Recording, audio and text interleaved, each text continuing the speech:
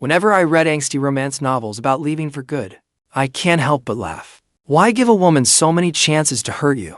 A smart man should, the instant he realizes the relationship is wrong, walk away without hesitation. So, when I transmigrated into the husband of a CEO in a business marriage, I made a point of being obedient and sensible. So, when the female CEO wanted me to stop bothering her and her first love, she gave me an unlimited black card. I took the card and went to a mall over 10 kilometers away from them, then shopped like crazy. If I couldn't have her heart, why shouldn't I spend her money? Inside an elegant private room at a Western restaurant, Gu Qinghan's phone kept ringing. She casually glanced toward it, then slowly took a sip of red wine. Chenzi looked at her, his eyes full of love and restrained longing. Qinghan, today is your wedding anniversary. What will Mu Chen think of me if you do this? Don't worry about what he thinks. Gu Qinghan's phone rang again. This time, she picked it up and looked. Your account ending in 8,888 has been charged 19,999 yuan. Your account ending in 8,888 has been charged 500,000 yuan. After 2 years of marriage, this was the first time I'd used her card. Gu Qinghan brushed her fingers across the screen. Her lips curled coldly, her gaze unreadable. Chenzi bit his lip. Qinghan, maybe you should go back. Before Gu Qinghan could reply, another alert came through. Your account ending in 8,888 has been charged 688,888 yuan.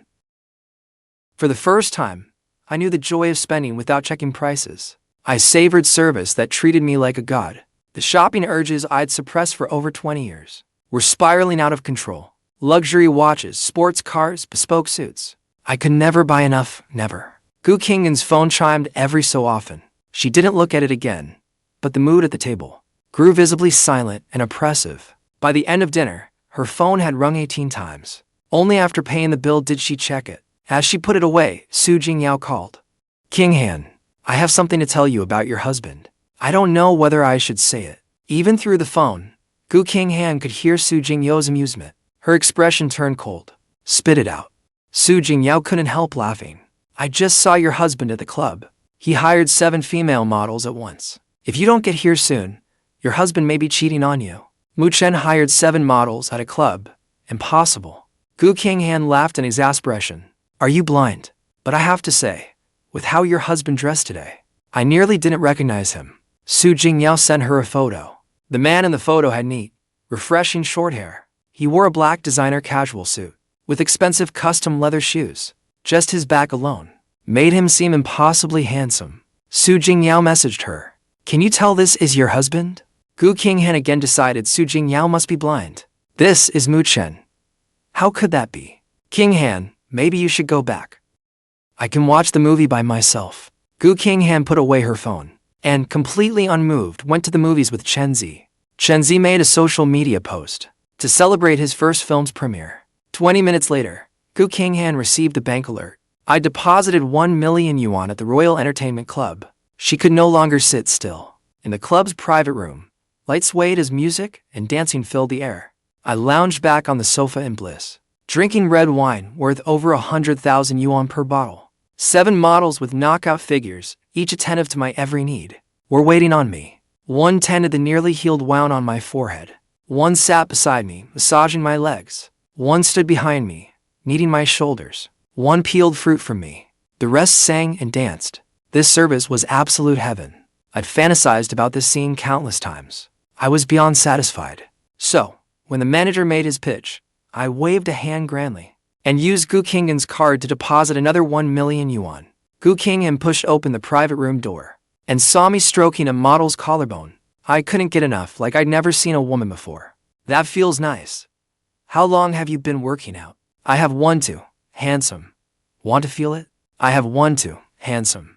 The young, gorgeous models competed to show off their figures. I was practically getting a nosebleed. Life as a rich man is fucking amazing. Just as I was about to touch her again, with a bang, a cold shout rang out. Get out, all of you. I hadn't expected Gu Qinghan to show up and ruin the fun. Reluctantly, I gave the model's waist one last squeeze. Go on out. I'll call you girls when I'm free. Gu Qinghan's face was storm dark, like the sky before a thunderstorm. Soon, only the 2 of us remained in the silent private room. Leaning back on the sofa, I studied her. No wonder the original owner had fallen for her at first sight. Her face alone made those models seem utterly forgettable. Sharp brows, frosty eyes, a high nose, and deeply sculpted features. Every angle was flawlessly defined, as if carved by the gods. A neatly draped pink gown accentuated her graceful figure. Its crisp pleated skirt fell to her knees, while black thigh-high socks hugged her legs. They showcased her tall, enviable body. Even standing there with her hands on her hips, she radiated scorching charm, enough to make anyone drool. If she were a model, wow. I couldn't help imagining her as one. Then her furious voice rang out, "Using my money to cheat on me. Mu Chen, do you really think I won't make you pay?" Gu Qinghan glared at me with a dark expression. For the first time, she couldn't help studying me. My usual stiff hairstyle had been replaced with neat, refreshing short hair. I answered without the slightest guilt. "What do you mean? Your money. We're married. What's yours is mine. You can spend money whining, dining, and having fun with your first love. So, why can't I pay for company? When you were having a candlelit dinner and watching movies with Chen Zi, I didn't accuse you of cheating or interrupt you. I hired a few people to help me relax. And you stormed in here furious. That is not only incredibly graceless, but if Chen Zi sees it, he'll think you like me. That you're jealous and upset." I wasn't afraid of her at all. The novel repeatedly emphasized how much she despised the original owner. Even a touch from him disgusted her. In short, she was allergic to his touch. If she put her hands on me, it was practically self-harm. So even sharing a bed with her, I was safe. Gu Qinghan laughed angrily and seized my chin. Her mocking sneer said she had seen right through me. "Stop putting on an act. You deliberately ran up my card and made this whole scene, just to lure me here." I looked up at her, then lightly placed my hand at her waist. Through the thin fabric, my fingers traced its curve. "Then you left Chen Zi and came here. Does that mean I matter more to you than Chen Zi?" Gu Qinghan's face darkened as she clamped down on my wrist. Her grip tightened. "I told you not to push your luck with me. Stop fantasizing. This is the last time. If I see you using the title Mr. Gu again, to do something that disgraces the Gu family, then your time as Mr. Gu will be over." Disgusted, she threw off my hand, grabbed a tissue, and wiped her own. Just as the novel described, she loathed any physical contact with me. I almost laughed out loud. Rubbing my chin, I sat back on the sofa. I crossed my legs and regarded her coolly. "If I can't even sleep with you, then this position as Mr. Gu is something I gave up wanting long ago. Throw the divorce papers at me right now. If I hesitate for even a second, I'll eat my hat." Gu Qinghan paused and looked at me. A smile slowly spread across her lips. "Divorce? Are you sure? You went to such lengths to marry me. Just now, you looked like you couldn't get enough of me, and now you want a divorce. What a joke." My gaze lingered on her face before drifting downward, bold and openly suggestive. I left the choice to her. Either sleep with me, or divorce me. Gu Qinghan's face went instantly dark. Right in front of me, she called her assistant, Xu Yao. "Draft a divorce agreement, and bring it to the house first thing tomorrow morning." The original owner had loved her desperately. Even without her love, he refused to divorce her. He forced it until his family was ruined and lives were lost. There are countless women in this world. I wasn't about to throw my life away over one woman. I certainly wouldn't. I picked up the unfinished wine beside me and drained it, unwilling to waste a drop. Then I set down the glass and stood. I spoke as though she was the one losing out by refusing to sleep with me. "Your choice. Don't regret it." Gu Qinghan laughed in anger. I ignored her completely. I put on my coat and grabbed my new watch and phone. Then I strode out. Gu Qinghan watched from behind. I had no concern for my image as a wealthy heir. That only convinced her further that I was drunk, or I would never have defied her so boldly and asked for a divorce. We rode home in her car without a word. I went straight upstairs to my room. Gu Qinghan recalled my demand for divorce that night. She let out a cold sneer. She would see what I looked like when the divorce papers were thrown in my face tomorrow. As she passed my door, she heard my voice, coming from inside, and stopped. Inside, I was singing at the top of my lungs. "Today is a wonderful day. Everything I wish for will come true. Tomorrow will be another wonderful day. Golden moments wait for no one. I want to soar into the sky and stand beside the sun. The world is waiting for me to change it. I'm never afraid to let others see the dreams I want to chase. With me, they can all come true." Gu Qinghan listened to me drunkenly howl like a banshee. She stopped, intending to put an end to my madness. But when she turned the handle, she found I'd locked the door from inside. Normally, the moment I came home, I tried every trick to seduce her. Yet the man desperate to sleep with her had locked his door. I kept belting it out. "I believe I am who I am. I believe in tomorrow. I believe youth has no horizon. By the sea at sunset. Seeing how wildly drunk I was acting, Gu Qinghan finally turned and left. My room was the master bedroom. Because Gu Qinghan refused to share a room with the original owner, she had chosen to sleep in the guest room. So this had become the original owner's room alone. I looked around the enormous, luxurious room, running my fingers over the expensive watches in the cabinet and the dazzling array of designer clothes in the wardrobe, all while singing happily. I soaked in a huge bathtub that could fit 2 people, wearing unbelievably soft pajamas. I lay in the comfortable, plush bed. I couldn't sleep. I absolutely couldn't sleep. It was too beautiful to feel real, like a dream. The next morning, Gu Qinghan got up, to find no breakfast waiting on the table as usual. She glanced at my door and couldn't help curling her lip. Just as she thought, once the alcohol wore off, the man got scared.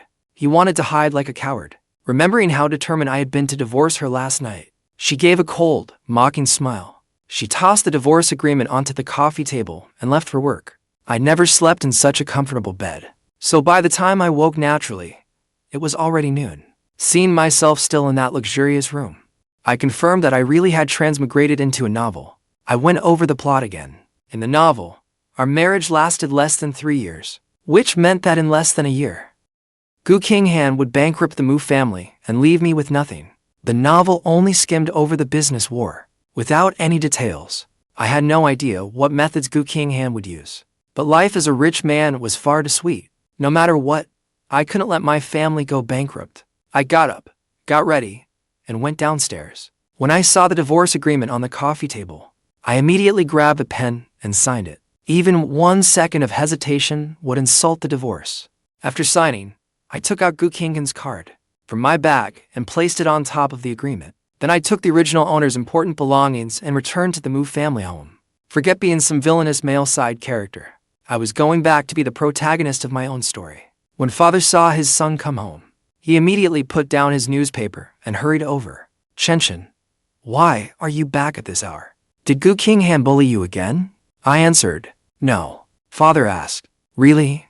Father held my hand, clearly unconvinced. At this hour, I would usually be busy delivering lunch to Gu Qinghan. How would I have remembered them? Father went on. Then why didn't you call before coming home? I could have had the staff prepare your favorite dishes. When did you change your hairstyle? It looks great. That outfit looks great too. Though he was in his 40s, father took excellent care of himself. He looked at least 10 years younger. The moment he saw me, his eyes held no one else. He kept chatting with me. As he spoke to me, he called for Annie Zhang to make several of my favorite dishes. Every gesture radiated his joy at seeing his son. Watching him, I felt a pang of sadness. Everything I'd wanted while I was alive, but never received, somehow found me after death, in this way. Father smiled. I'll call your mother, and have her come home for lunch too. Before I could stop him, father had already made the call. I took the chance to look around the house. The more I saw, the better I felt. After ending the call, father took my hand again and fussed over me. It was clear that ever since the original owner married Gu Qinghan, father had worried that I wasn't happy. He reassured me, Chen, if anything happens, you have to tell your mother and me. We'll always be your support and your armor. I remembered being bullied by classmates at school in my old life. When I went home and told my parents, they showed no concern at all. They just scolded me. They said, with so many students, why did they bully only you and not anyone else? After that, whenever I was bullied at school, I never dared tell them again. Looking at the handsome, warm father before me, and thinking of his tragic ending in the novel, I couldn't stop myself from stepping forward and hugging him. I silently vowed to rewrite their fate. Father's body stiffened. How long had it been since his son had hugged him like this? I spoke firmly. Dad, I'm sorry for making you worry all these years. It won't happen again. Hearing his son's words, father's eyes immediately reddened. Ever since his son got married, he'd come home less and less. And whenever he did return, it was always because of Gu Qinghan. Back then, father had warned him that forced love never ends well. But his son insisted on marrying no one but her. They had only this one son, who had nearly died as a child.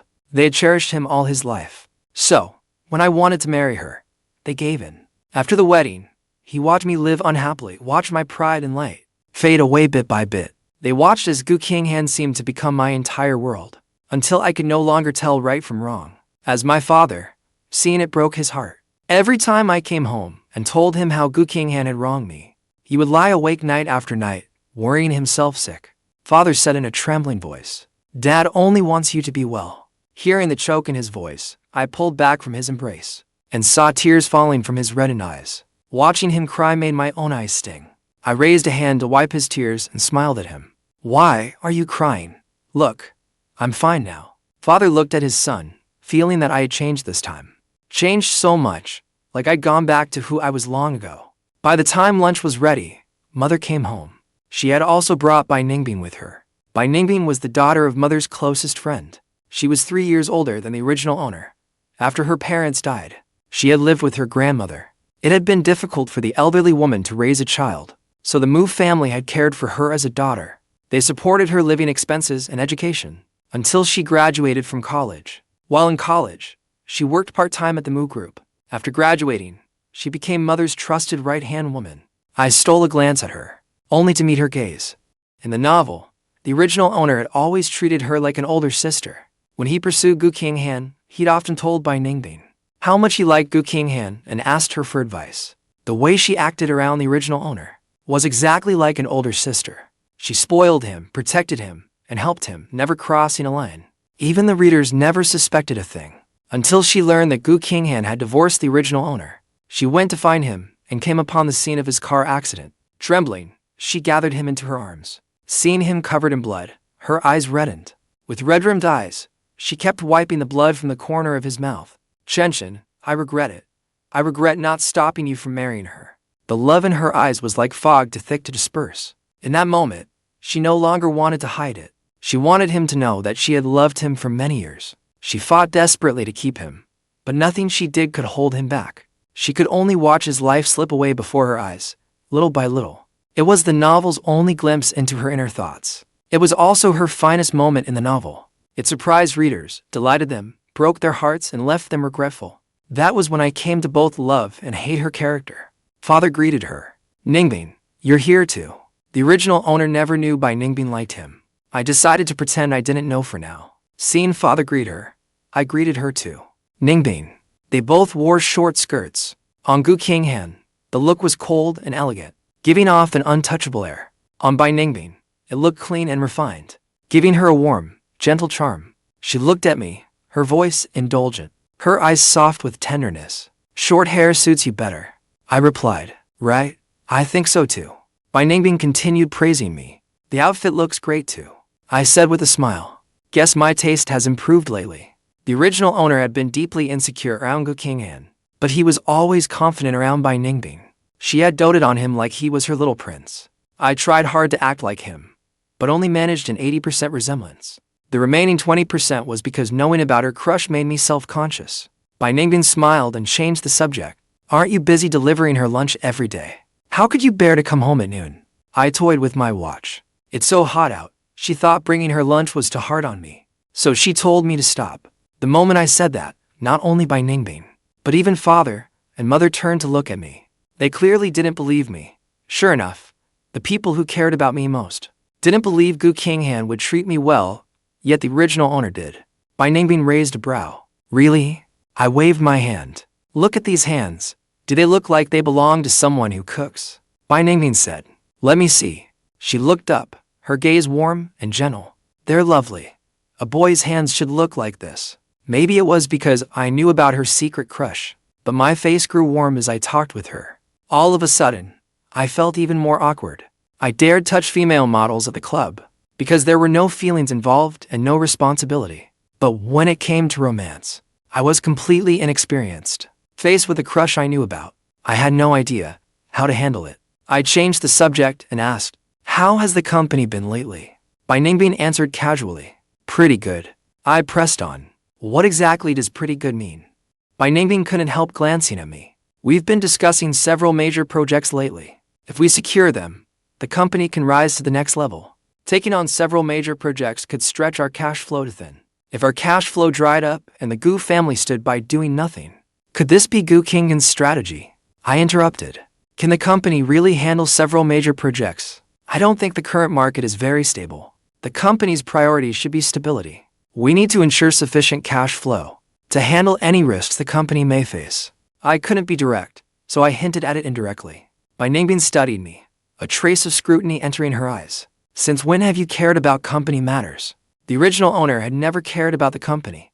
I quickly realized that. I touched the diamond on my watch. I've spent so much time at Gu Qinghan's company that I picked up a few things. Bai Ningbing fell silent. I looked at her and couldn't help warning her again. You and my mother need to think very carefully about those projects, especially whether the projects' potential risks are something we can afford to bear.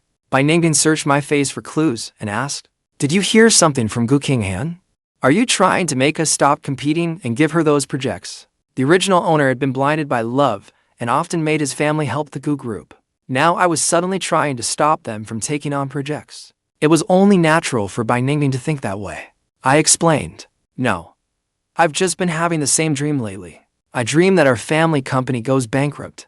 It worries me." Bai Ningbing looked at me without speaking, but she clearly didn't believe me. After hesitating again and again, I glanced at my parents nearby. I leaned closer, raising a hand to shield my mouth. Actually, I overheard Gu Qinghan saying she wants to bring down the Mu family. After saying that, I pulled back. Then I saw Bai Ningbing's ears turn red. I never expected leaning in like that would make her blush. Embarrassed, I pretended not to notice. I lowered my voice and explained, "I'm afraid Mom and Dad couldn't handle it, so I don't dare tell them. I don't understand business. I can only leave this to you." Bai Ningbing rested her elbow on the back of the sofa, casually rubbing her ear. She looked at me and asked, "What about you? What are you planning to do?" Before I could answer, Father came over and called us to dinner. The sight of a table full of delicious food put me in a wonderful mood. Father served food onto my plate. "Eat more. You've lost weight lately." I swallowed as I looked over the feast. I haven't had home-cooked food in so long. I got thin from hunger. "Give me a few days at home, and I'll put the weight back on." Hearing that, Father kept piling food onto my plate. "If you want home-cooked meals, Dad will have them delivered to you every day." I explained, "No, Dad. I'm moving back home from now on." For a moment, Mother, Father, and Bai Ningbing all stopped what they were doing and looked at me. I stopped too, then looked at them earnestly. "Mom, I'm planning to divorce Gu Qinghan. I used to think that if I tried hard enough, I could make her love me. But now I know love can't be forced. I don't want to love her anymore. Now I just want to come home and be with you." I said it with easy resolve, without sadness or reluctance. But the original owner's feelings for Gu Qinghan ran deep. To the Mu family, they were far too deeply rooted. Mother and Father looked at me. They didn't believe I could simply let her go. They thought I was only speaking in anger, and would soon change my mind again. "Why aren't you saying anything? Don't tell me you don't want me back home living off you." Father finally came to his senses. Beaming, he served me my favorite food. "Of course not. If you come home to keep Dad company, I'll be happier than I can say." Mother picked up her phone and transferred another 10 million to my account. "Come home whenever you want. Your mother can afford to support you for 10 lifetimes." Parents who love their children are truly different from parents who don't. I watched Father keep placing the best food in my bowl. As I looked at the money Mother had sent, I thought of my own parents. Growing up, all the good food at home was always saved for my younger brother alone. The moment I reached for it with my chopsticks, Mom would slap my hand away. When I wanted to go to college, I cried for a day and a night, but they still refused. They made me choose between working and getting married. Without an education, there were no decent jobs for me out there. But they never cared whether I suffered or worked myself exhausted. They only cared how much money I made. They only complained that I didn't bring enough money home. They only used the debt I owed them for raising me to guilt me into obedience. If I died, they probably wouldn't shed a single tear. Looking at these parents before me, my eyes grew misty. "Thank you, Dad. Thank you, Mom. From now on, you're the only ones I'll love." After the Mu family went bankrupt in the novel, Mother couldn't bear the shock of learning her daughter-in-law was the mastermind. Her high blood pressure caused a brain hemorrhage, leaving her comatose in a vegetative state. Father couldn't endure his wife becoming vegetative, or the double blow of that and his son's death. He sank into depression and eventually took his own life. I would change all of it. I served food to them as well. Just as I was about to set down my chopsticks, Bai Ningbing had somehow been watching me. With a hint of jealousy, as if competing with my parents for my affection, she spoke. "What about mine?" I glanced at her and served her a piece of fatty meat, the kind she liked least. At the Gu group, Li Shuyao entered the CEO's office with some documents. "Ms. Gu, isn't Mr. Mu bringing lunch today?" Gu Qinghan raised her wrist to check the time. Normally, by now, I would have already brought her lunch. He must be afraid I'd divorce him, so he doesn't even dare bring me lunch. She lifted her eyes and gave Xu Yao an indifferent glance. What? Have you gotten addicted to eating it? Want me to call and ask him for you? Xu Yao hurriedly explained. No. I was just saying. Every meal Mr. Mu brought ended up in Xu Yao's stomach. She had grown used to them, and this was the first time he hadn't brought lunch. She was simply too curious not to ask. Seeing that the CEO wasn't happy, she quickly took the signed documents and left. For once, Gu Qinghan finished a full day of work without my bothering her. In her mind rose the image of me in a black suit last night, with no trace of her in my eyes as I demanded a divorce. Her lips twisted, and she went straight to the club.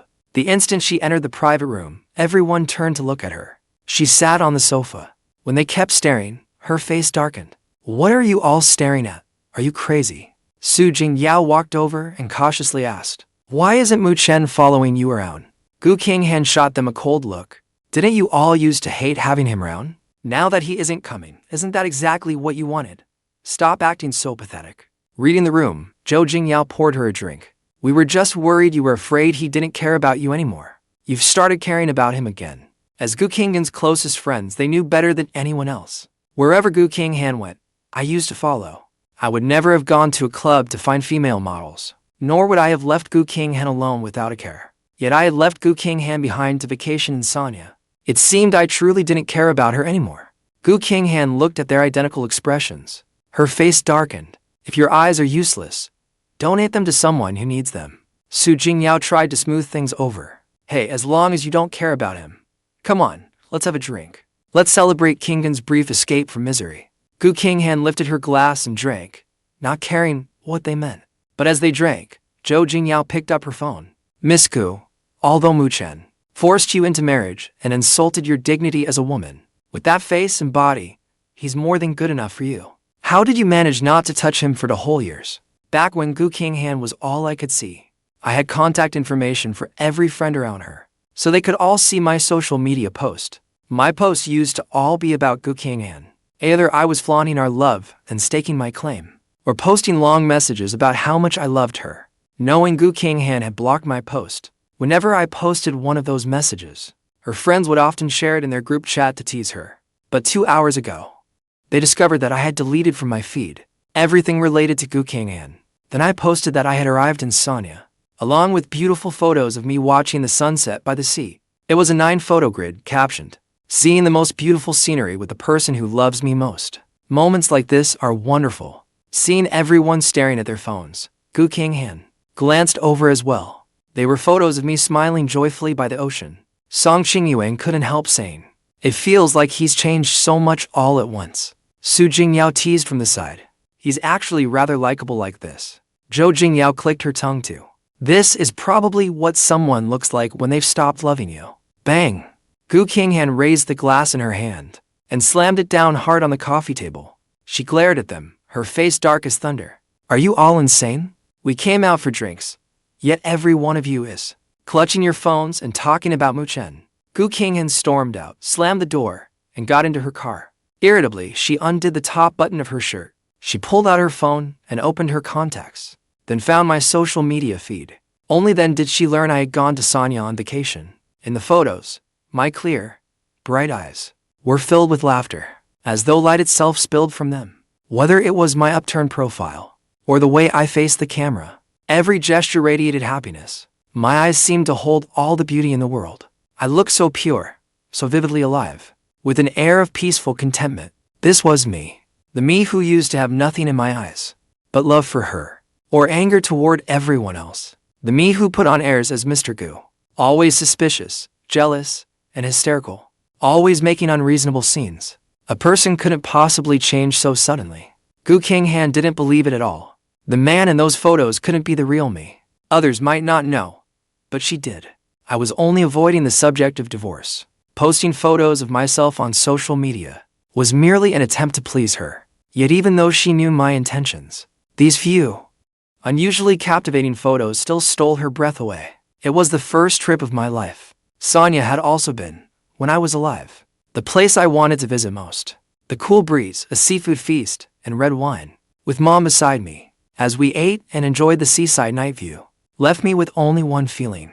The world was so beautiful. When I was alive, I never had enough money. I never had the chance to experience a life like this, nor anything beautiful worth recording. But now, I felt there were so many beautiful moments worth remembering. The food, Mom's love, and all these special experiences. The next morning, I wanted to go diving. So Mother paid to hire me a private instructor to take me diving. I enjoyed gliding between coral reefs, surrounded by schools of playful fish. It was relaxing and joyful. The sky was blue, the water clear, and the breeze perfect. I went diving that morning, then tried surfing that afternoon. I couldn't have been happier. That night, after showering, I lay down and picked up my phone. I saw that the original owner's former informant had sent me the trending story about Gu Qinghan and Chen Zi. I took one look. They were photographed together, but there were no dating rumors. I was getting anxious on their behalf. I was just about to tell them I no longer wanted to know anything related to her, when Bai Ningbing video called me. "Are you having fun?" I answered directly. "I am." Bai Ningbing had just showered too, and was still drying her hair with a towel. Fresh from the shower, her gaze seemed deeper, and her skin looked even clearer and smoother. Her rosy lips were soft and dewy. She was mature, yet had a fresh, girlish charm, gentle as jade, without losing any feminine allure. I nearly lost control of my lustful thoughts. Bai Ningbing continued, "I want to come too." I snapped back irritably. "Just focus on your work." I glanced at the bathroom. Mother was still showering. Only then did I lower my voice. "What I told you last time was not a joke. It is true. The Gu group will turn against the Mu group. You need to be prepared. The whole company is counting on you." Bai Ningbing paused, her hands stilling as she looked at me. "Are you not afraid I might be like Gu Qinghan, trying to get my hands on the company too?" I looked at her firmly. "No. I trust you." Bai Ningbing looked at me, a faint heat stirring in her dark eyes. I never expected even that to make her heart race. I quickly ended the conversation. "All right. It is late. I am going to sleep. You should get some sleep too." Bai Ningbing replied softly, "Do not forget to bring me a gift." Lying in bed, I thought of the deep love she had secretly held for the original owner for years. I decided to grant her little request. The next day, Gu Qinghan woke up. When she checked her phone, the trending story was still there. I had not contacted her, and no one from Chen Zi's side had contacted her either. She could not help opening my social media feed again. I had posted an update 5 minutes earlier. It was a video of me riding a rented electric scooter, with my mother behind me as we toured the sights. In the video, I wore a crisp beach shirt, beneath an azure sky, facing the morning sun. I smiled without a care in the world.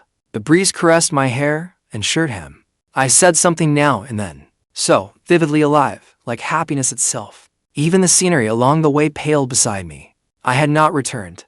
I was still traveling. I had time to post online, so I could not have missed the trending story. Yet I still did not return, and I looked happier than ever. Gu Qinghan laughed in anger. She tossed her phone aside. So he finally had some backbone this time. She would see how long he could keep this up. Her entire day was packed with appointments. When she returned to the hotel that night, she collapsed onto the sofa in exhaustion. As she looked at the warm lights, an image of me riding that electric scooter and laughing happily flashed through her mind. She took out her phone and checked my feed. She saw that I had posted again a few hours earlier. The caption read, "Mom is the best."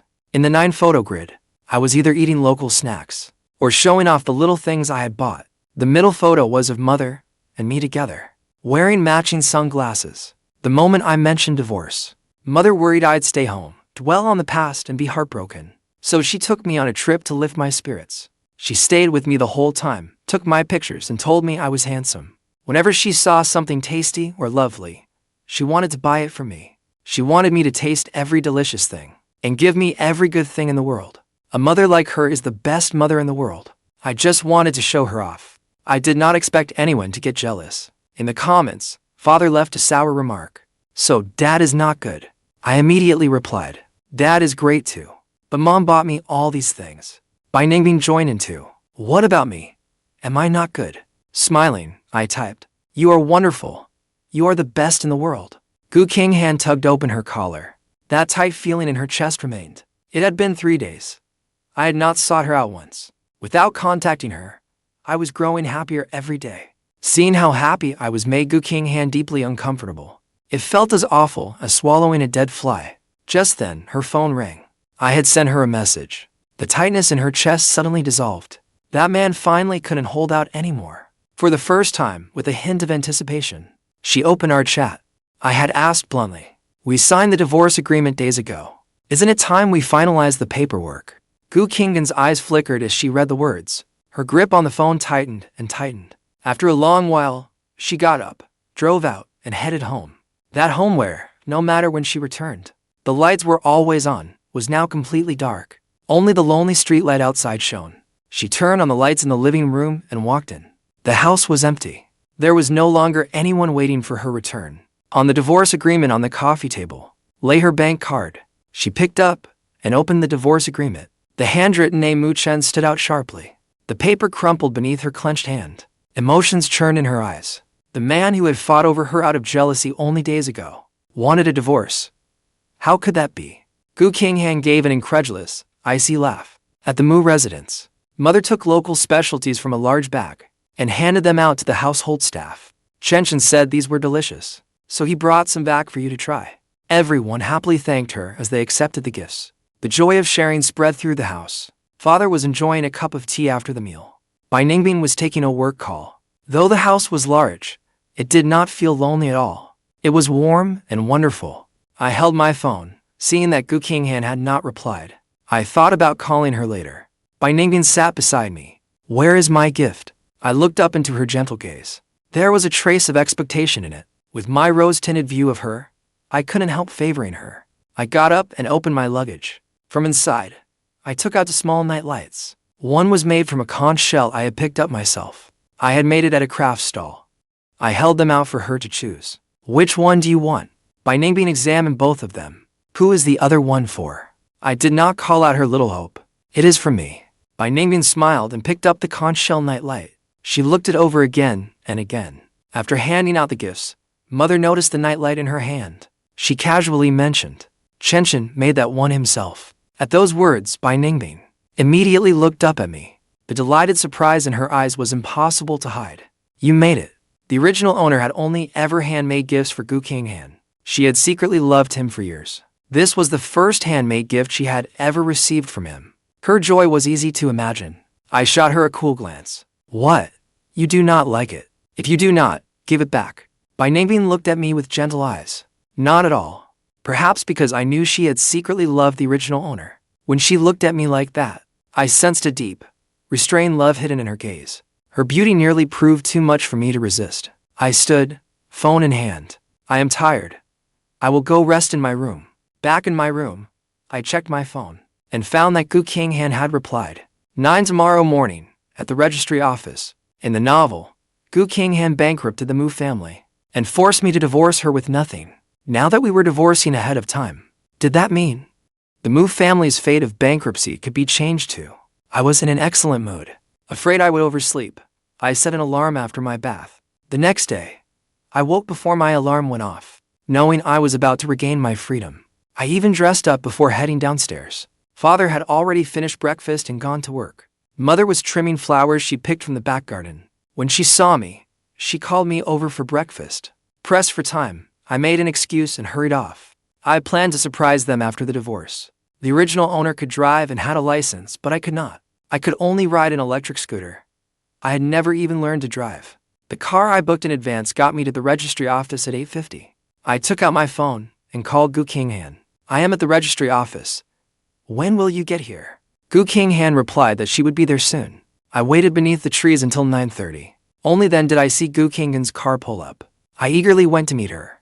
Gu Qinghan watched me through the car window. I wore a stylish white shirt. It faintly revealed my firm chest. My handsome face was bright with a smile. My neat short hair stirred lightly in the breeze. I had an exceptional air touch with youthful charm. Like an irresistibly seductive young man, walking toward her through the sunlight, I seemed to glow. Everything around me faded by comparison. I stopped before the car and tapped on the window. Only then did Gu Qinghan lower her gaze, open the door, and step out. When our eyes met, she was not reflected in mine, nor was there the slightest trace of sadness. There was only a happy smile, strangely unfamiliar. It was nothing like she had expected. I only gave her a calm glance. "Let's go." With that, I turned and headed for the registry office. My brisk steps betrayed my impatience. Only then did Gu Qinghan finally realize that I truly wanted a divorce. She watched my retreating figure. The scene of being forced into marriage resurfaced in her mind. Though more than 2 years had passed, it remained as clear as yesterday. Being forced to marry me had been a humiliation to her. From the moment we married, she had dreamed of the day she could erase that shame. Yet before that day came, I was the one asking for a divorce. After taking a few steps, I saw she was still standing there. Frowning, I walked back. "What is wrong?" She kept staring at me without speaking. A bad feeling immediately rose in my chest. "Do not tell me you did not bring your documents. You came to get divorced without your documents?" I restrained myself and pressed her again. "Then have someone bring them over right away." Gu Qinghan just eyed me coldly, saying nothing. Speechless, I glared at her. "Call someone." "Why are you staring at me?" Gu Qinghan finally lowered her gaze. She casually raised her wrist to check the time. At last, she spoke. "I have a meeting at 10. We will discuss the divorce another time." I hurriedly stopped her. "We are already here. Why make another trip? Delay the meeting. We can finish the paperwork, then you can go back for it. It had taken enough effort just to get here. Too much could go wrong next time." I did not want to wait. I said that because, in the novel, she often delayed meetings for Chen Zi. Clearly, the meeting was not that important. But the moment I finished speaking, Gu Qinghan's expression changed as she looked at me, as if I had committed some unforgivable offense. Her face was cold enough to freeze someone solid. "Mu Chen, do you think your affairs are always the most important? The livelihoods of tens of thousands of employees are not as important as your divorce? You think far too highly of yourself." Her tirade left me stunned for 2 seconds. What a double standard jerk. When Chen Zi asked her to delay meetings, it was no problem. But when I asked her to postpone one meeting, suddenly it affected tens of thousands of employees' livelihoods. And was the divorce only my business? Was it not hers too? Gu Qinghan gave me no time to react. After scolding me, she left. We had agreed to divorce, yet she arrived late without her documents. I was the one who should have been angry. Instead, she slammed her car door and left with a dark expression. I was so furious I wanted to curse. I had already drafted a post celebrating my single life. I had even planned where to go celebrate that night. But the divorce never happened. I went to the supermarket and bought a mountain of snacks. Then I went to the Gu group. When Gu Qinghan returned from her meeting, she found me sitting on the sofa in her office, playing games on my phone, with a strip of spicy wheat gluten between my teeth.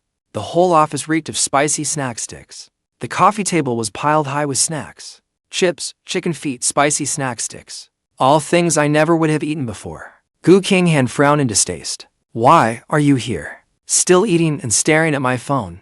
I did not look. "I came to wait for you." Gu Qinghan paused and glanced at me. She returned to her desk, sat down, and looked at me. "What are you waiting for me for? Eating junk food and playing games, without a trace of a wealthy young master's polished image." This version of me was far too unfamiliar. Only then did I stop and look up at her. "We did not get the divorce paperwork done this morning. I know you are busy, so I waited until you finish. Then we can go." Gu Qinghan gave me a cold look. She tugged her collar open slightly. "I have no time all day." I looked at her again and again, doubtful. "Then, when will you have time?" Gu Qinghan picked up a document beside her. "I will contact you when I am free." I had a feeling she was backing out. She was a CEO worth trillions. If she wanted a divorce, how could she not make time? But why was she backing out? She loathed the original Mu Chen. Wouldn't divorce be a relief? Had she not tortured me enough already? Though the novel's heroine never said it outright, her attitude toward the original Mu Chen clearly carried the bitterness of revenge for forcing her into marriage. The more I wanted her love, the more she made me suffer the pain of unattainable love. Now that I wanted a divorce, was she going to make me experience the agony of wanting a divorce, but being unable to get one?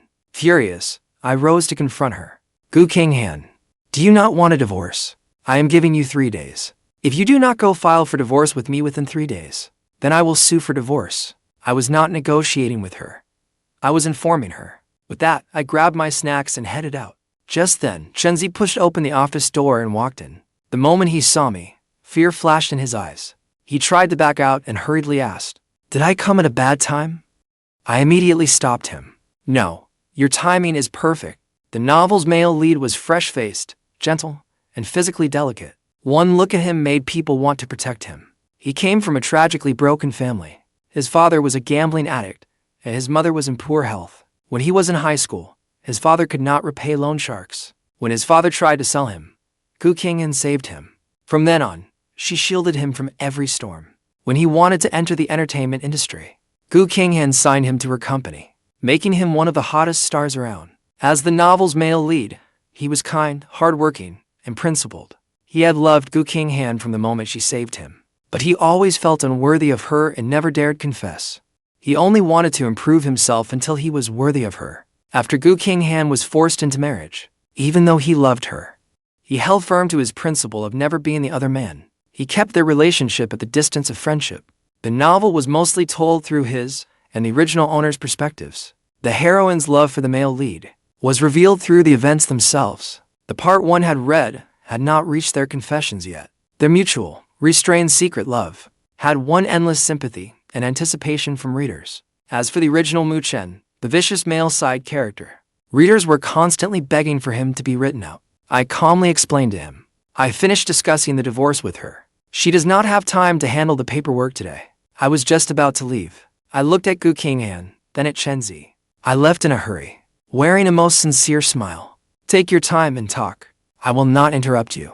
As I passed Chenzi, I clearly felt him flinch away from me. I could not blame Chenzi for being afraid of me. The original Mu Chen had always seen him as the homewrecker destroying his marriage. Every time he saw him, he would teach him a lesson.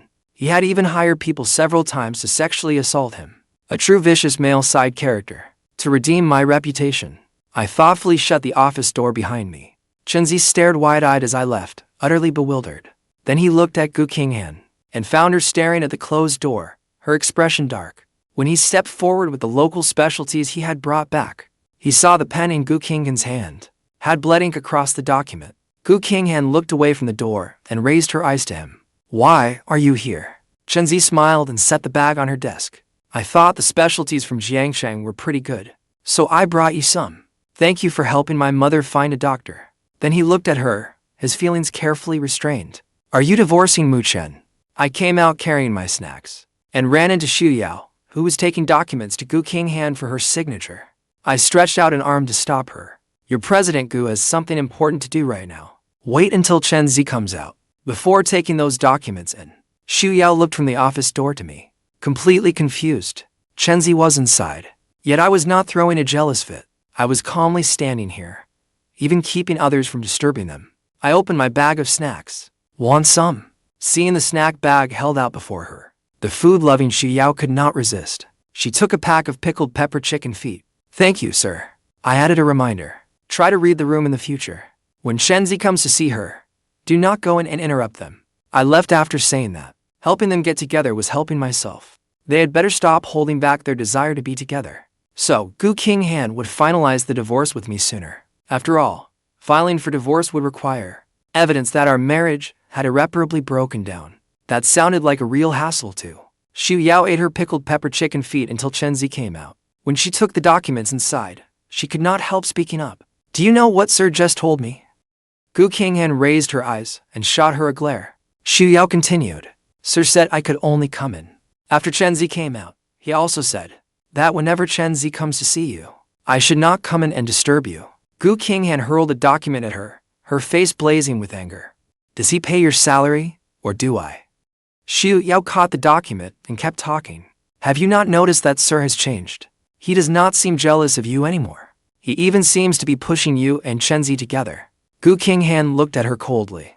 A dangerous smile curved her lips. Have you been to idle lately? Xu Yao immediately shut her mouth. She grabbed the signed documents and fled. Gu Qinghan threw her fountain pen onto the desk. The smile at her lips slowly turned icy, and her gaze grew colder by the second. The divorce had not gone through, so I left the company. Since it was nearly noon, I hailed a cab straight home. After having lunch with my mother, I found a driving school nearby online and called to ask about it. There were so many luxury cars in the garage that I could admire but not drive. It was sheer torture. Mu Chen already had a license. I only needed to learn how to drive. The driving school had a dedicated practice course. It was perfect. After setting it up over the phone, I called a car and went to the driving school. Since money could make anything happen, the owner found me a beautiful instructor with an incredibly patient temperament to teach me privately. You really do get what you pay for. I thought I was hopelessly clumsy, but after an entire afternoon, the pretty instructor never once lost her patience. She kept encouraging and reassuring me, giving me all the emotional support I could ask for. After an afternoon, I finally learned the basics, more or less. To thank my instructor, I treated her to dinner afterward. As Gu Qinghan was leaving work, Su Jingyao sent her a message. "Qinghan, we were wrong last time. We did not consider your feelings. The rest of us are hosting dinner tonight. To sincerely apologize to you." She paused, then rose and picked up her coat. 20 minutes later, she walked into the restaurant and saw a familiar figure, smiling brilliantly. She walked over and heard me openly praising another woman.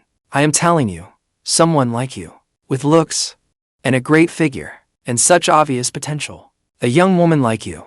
Why are you wasting your talents as a driving instructor?" I learned she was not actually an instructor. She was the driving school's owner's daughter. They were short-staffed, so her mother forced her to teach me. I could not help laughing. As I laughed, I felt an icy gaze on me. I instinctively looked up and saw Gu Qinghan standing nearby, her face dark as thunder. Before I could say a word, Gu Qinghan suddenly yanked me to my feet and dragged me out of the restaurant. She pinned me against the car and snarled, "Mu Chen, we are not divorced yet, and you are already out seeing some other woman. Who gave you the nerve?" I looked at the woman inches away. What a waste of such a beautiful face, with that awful temper of hers. I rubbed my wrist. "What do you mean, some other woman? We were just having a normal meal together. Do not talk nonsense." Gu Qinghan glared at me furiously. "A normal meal? Do you think I am blind?" Not wanting to look at her face, I looked up at the sky. "If you think you are blind, there is nothing I can do about that." Gu Qinghan gave me an icy look and laughed in anger. She raised a hand and gripped my jaw, forcing me to face her. Her voice carried a controlling threat. "Mu Chen, do you think this is still 2 years ago, that I have to endure whatever you do? From now on, I make the rules between us." Watching her touch me as if she were hurting herself, I smiled and moved closer. I raised a hand to touch her waist, bold and brazen. "Then tell me, what do you want?" Gu Qinghan's breath caught. Her expression soured as she clamped down on my wrist. I knew Gu Qinghan hated the original owner's touch most of all. Every time I touched her, Gu Qinghan's disgust for me would deepen another degree. Seeing her face darken, I raised my leg and brushed it against her, determined to disgust her further. "How about we find a hotel?" Summer clothes were already thin, and I was wearing shorts. My bare leg brushed against her, like it grazed straight over her heart, stirring an unbearable, crawling itch. It suppressed some of that instinctive, muscle memory revulsion. The old me would never have dared act so boldly, or known how to tempt her like this. There was clearly no love for her in my eyes, yet I acted like I was desperate for her body. I was treating her like one of the female models at the private club. Gu Qinghan swallowed.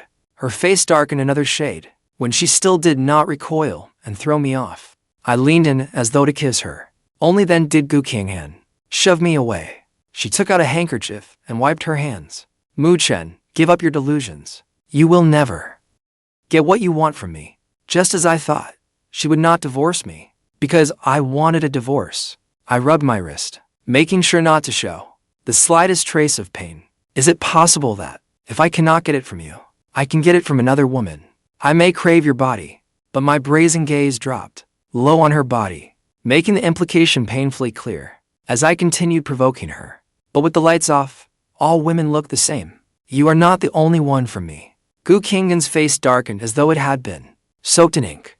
She clenched her back teeth, threw away the handkerchief, and laughed in fury. "Just try it." I shot back. "Is that not exactly what I was about to do?" "You interrupted me. If you have nothing else to say, I will go back inside and continue." My phone was still in the restaurant. I smoothed my hair. When Gu Qinghan did not stop me again, I went back inside. But the moment I sat down, my phone rang. I picked it up and saw that Gu Qinghan had sent me a video. The instant I opened it, my face went deathly pale. The video contained proof that the original owner had someone kidnapped Chen Zi. It showed the original owner struggling with someone, then shoving them out into the road, causing a traffic accident. And there was footage proving I had someone assault Chen Zi. If this evidence reached the police, I would get years in prison. Gu Qinghan had not revealed it before, because she feared the Mu family. But now that she had shown it, she clearly was no longer afraid of them. I had only enjoyed a few good days. I did not transmigrate here, just to end up in prison. As conflicting emotions churned inside me, Gu Qinghan sent me a message. You have 2 minutes. Come upstairs obediently. Gu Qinghan was using this to threaten me. I was unwilling to give in, but I wanted prison even less. Seeing how pale I looked, Wang Xiaoyu poured me a glass of water. What is wrong? I replied. Sorry, something came up. I have to leave. Enjoy your meal. I quickly paid the bill and went upstairs to find Gu Qinghan in the private room. Earlier, when Su Jingyao arrived at the restaurant, she happened to see Gu Qinghan and me by the car. She took a photo and shared it with her friends in the private room. From her angle, it looked as if Gu Qinghan were completely dominating me while making out with me. Then everyone went to the window and saw me leave without looking back. That only convinced them further that Gu Qinghan had just forced herself on me, coercing me against my will. I did not love her at all anymore. The moment Gu Qinghan arrived, Su Jingyao immediately greeted her and poured her a drink. None of them mentioned me. When I pushed open the door and walked in, all 3 of them froze in surprise. Quick-witted as ever, Su Jingyao quickly rose and vacated the seat beside Gu Qinghan. She set out anew, an open play setting. I smiled and raised a hand in greeting. Hello, everyone. I glanced at Gu Qinghan and walked toward her. The 3 women looked at me, then at Gu Qinghan. As usual, they treated me like I was invisible and whispered among themselves. I gritted my teeth. I used my chopsticks to pierce the plastic wrapping over my bowl. Leaning closer to Gu Qinghan, I lowered my voice and asked, What do you mean by this? Gu Qinghan curled her lips coldly. I just want you to behave. My fist clenched. This crazy woman, other than tormenting me, does she have no other hobbies? With a fake smile, I picked up my chopsticks and served her some food. Of course, wife. Tell me to go east, and I will never go west. Tell me to warm your bed, and I will do far more than warm the room. Gu Qinghan glanced at me and set down her empty wine glass. I immediately refilled it. After practicing driving all afternoon, I was hungry too. Since she was not making any demands, I dug in and ate with gusto. After finishing a bowl of rice, I realized everyone was staring at me. I served myself another bowl and smiled back at them. Do you want some? I can get it for you. They looked even more surprised. I had always only had eyes for Gu Qinghan, only ever waiting on her. Yet now I was offering to serve them rice. The next second, Gu Qinghan, who had always hated being waited on by me, spoke up. Since you like helping people so much, peel this platter of shrimp for me. I love shrimp. My fist clenched again in anger. Damn crazy woman.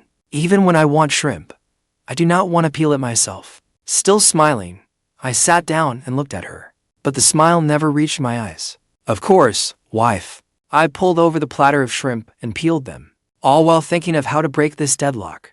I did not want her to keep threatening me like this. Lost deeply in thought, I absent-mindedly brought the shrimp I peeled straight to my own mouth. The 3 women looked from me to Gu Qinghan. When their eyes met, they were full of gossip-fueled delight. Gu Qinghan watched as I ate the shrimp, instead of giving it to her, while happily continuing to eat. Her gaze turned dark and unreadable. Only when I felt a stare cold enough to freeze someone to death did I snap back to my senses. I quickly took the shrimp I was about to put into my own mouth again and stuffed it into hers. I tested it for you. It is perfectly safe. No poison. Having food forced into her mouth, Gu Qinghan instinctively began to chew. The coldness in her eyes as she looked at me eased somewhat. In the past, Gu Qinghan would find it disgusting even when I served food onto her plate. But now, watching me feed her directly into her mouth, Gu Qinghan not only ate it, she even seemed to enjoy it. Everyone started teasing us. Zhou Jingyao raised her wine glass. TSK, TSK, TSK. When you to flaunt your affection, could you at least consider how us single people feel? Su Jingyao chimed in. Exactly, do you too have some misunderstanding about what showing affection means? I was holding back my anger. I could not stand their teasing, but I could only pretend that I was trying hard to coax her. Zhou Jingyao toyed with her wine glass, her tone carrying a roguish edge. She is so hard to please. Have you considered liking someone else? I took another peeled shrimp and put it into Gu Qinghan's mouth and gazed at her with tender eyes, as if she were the only one in my eyes. She is a little hard to please, but she is beautiful. I like that she is beautiful, aloof, and has such a great figure. Gu Qinghan watched me lie. She smiled sweetly, but secretly ground her teeth in fury. In her cold gaze, A trace of amusement appeared. I could not help cursing her inwardly, damn pervert. After dinner, we left the restaurant. I was still planning to go home when Gu Qinghan tossed me the car keys. You drive? Gu Qinghan had been drinking and could not drive, and the original owner of this body knew how to drive, so I had no way to refuse. Watching Gu Qinghan get into the back seat, I reluctantly took the wheel. Thankfully, I had learned to drive that afternoon. Still, new drivers are bound to be nervous, and I was driving at night. I focused completely and drove very slowly. Gu Qinghan leaned against the seat, watching me drive this luxury car at tractor speed. She had no idea what I was up to this time. She laughed in exasperation. Can you drive any slower? My hands were sweating on the steering wheel. All my attention was on the road. I could not handle any distractions. Do not talk to me. Gu Qinghan's face darkened instantly. Mu Chen, have you forgotten who you are? The next second, the car shot forward like an arrow. As the car sped up and up, my mind went blank for a moment. Gu Qinghan watched as I suddenly drove at a suicidal speed. There was a car ahead, yet I did not slow down, as if I planned to take her to her death with me. Her face went black. Mu Chen, are you insane? Hit the brakes. Now, I am hitting the brakes. Then I realized I had mistaken the gas pedal for the brake. I hurriedly hit the brake, but I was a moment too late. Still reeling in terror, I only heard a loud bang. The world suddenly went quiet. Once I recovered, my neck and head still ached. I heard Gu Qinghan practically grit her teeth and ground out my name. Mu Chen. I glanced back at her. I was driving just fine. You were the one who had to talk to me. Gu Qinghan shot me a dark look. She squeezed out a few words through clenched teeth. So this is my fault. I answered without a trace of shame. Fine, blame me. I am just useless. The moment I hear your voice, I get so nervous that I cannot tell the brake from the gas pedal. Though I claimed it was my fault, my face showed no remorse whatsoever. After that, I could not be bothered with her anymore. I got straight out of the car. Gu Qinghan laughed in fury. With a cold expression, she took out her phone and called Xu Yao to handle it. After ending the call, she saw me rubbing my neck, bowing slightly as I spoke to the owner of the car I had hit. My posture clearly showed that I was apologizing for what I had done. This version of me was nothing like the person Gu Qinghan remembered. We were worlds apart. The me in her memories had never apologized to anyone but her.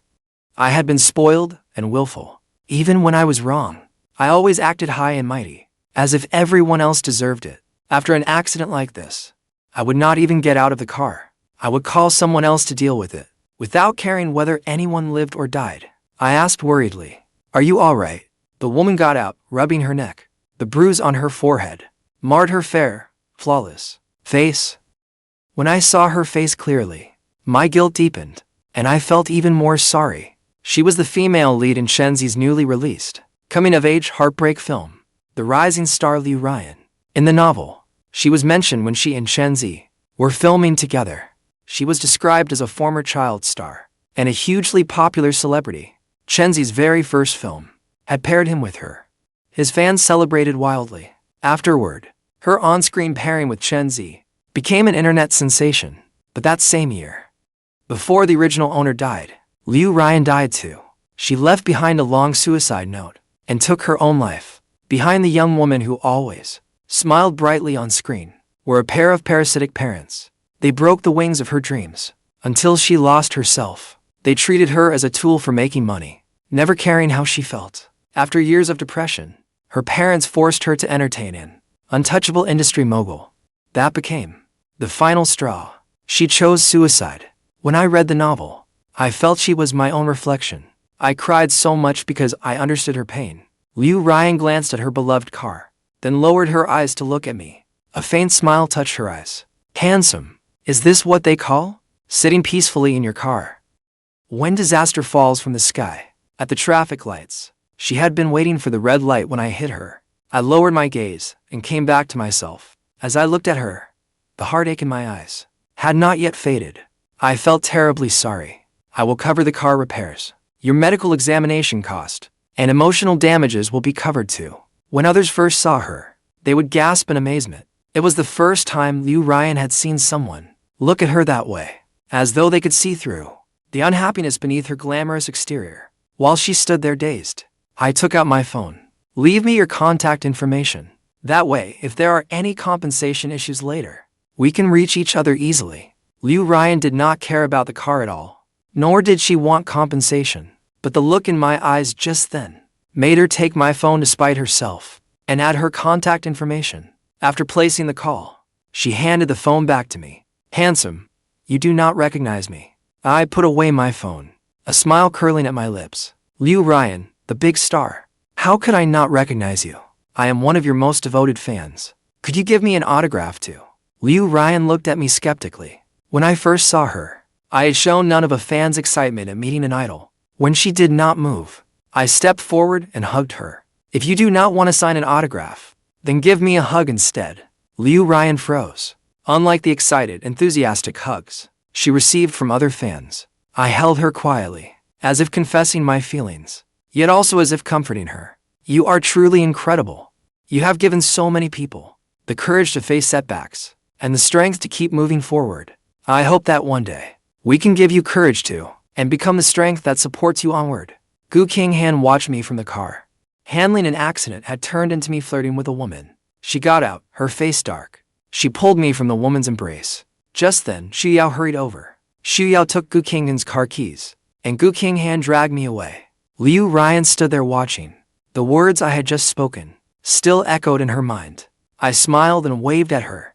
That smile was like peach blossoms in March and a cool June breeze. Like every beautiful thing in the world, under the warm lights, it froze into a perfect picture. Gu Qinghan pinned me against the car. Her face was icy cold. You are cheating on me right under my nose, and you are getting bolder by the day.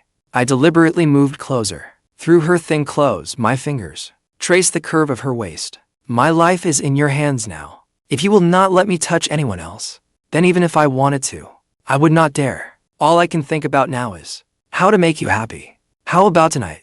I warm your bed.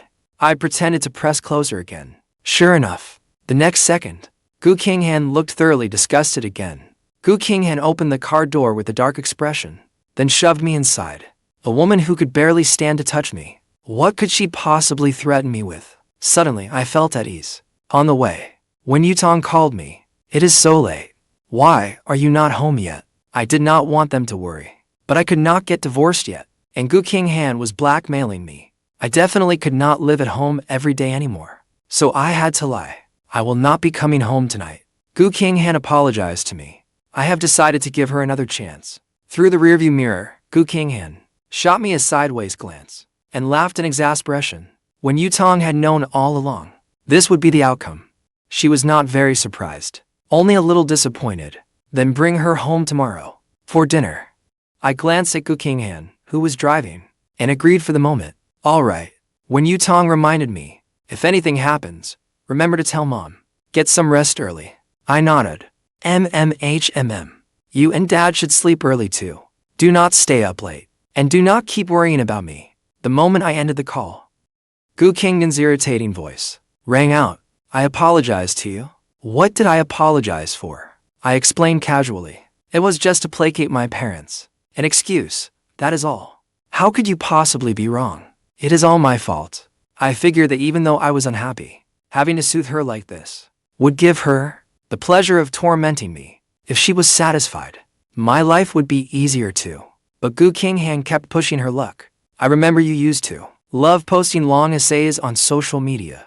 Since you know you were wrong, write one tonight. At least 300 words. The original owner used to write them every day, but she had muted them without reading. Now that I did not love her anymore, I had deleted every one of those posts. Yet she was forcing me to write them again. Clearly, a domineering CEO who is not unhinged could never be the lead in a CEO romance novel. I agreed with a smile. I will write it when I get back. When we got home, I went straight to my room. I sent Bai Ningbing a message. Ningbing, what are the odds we can bring down the Gu Group? Or how much would it cost to acquire it? In just 2 years, Gu Qinghan had propelled the Gu Group into the region's leading company. There had to be plenty of shady dealings behind it, but she was the protagonist. With protagonist luck on her side, the novel never revealed any dirt on her. If I wanted to escape her threats, then I had to become stronger than her. I had to keep her in check. I refused to believe that, as someone who had crossed into this world, I could not beat her. If she can bring down the Mu Group, why can't I bring down the Gu Group? I might not know much else, but I could give the Mu Group a first mover advantage in all kinds of profitable ventures. Bai Ningbing video called me. A smile touched her face. You hate her that much? The next second, when she saw I was not at my own home, her brows furrowed again. You went back to the Gu house again? I did not hide it from her. I told her how Gu Qinghan was using a video to threaten me.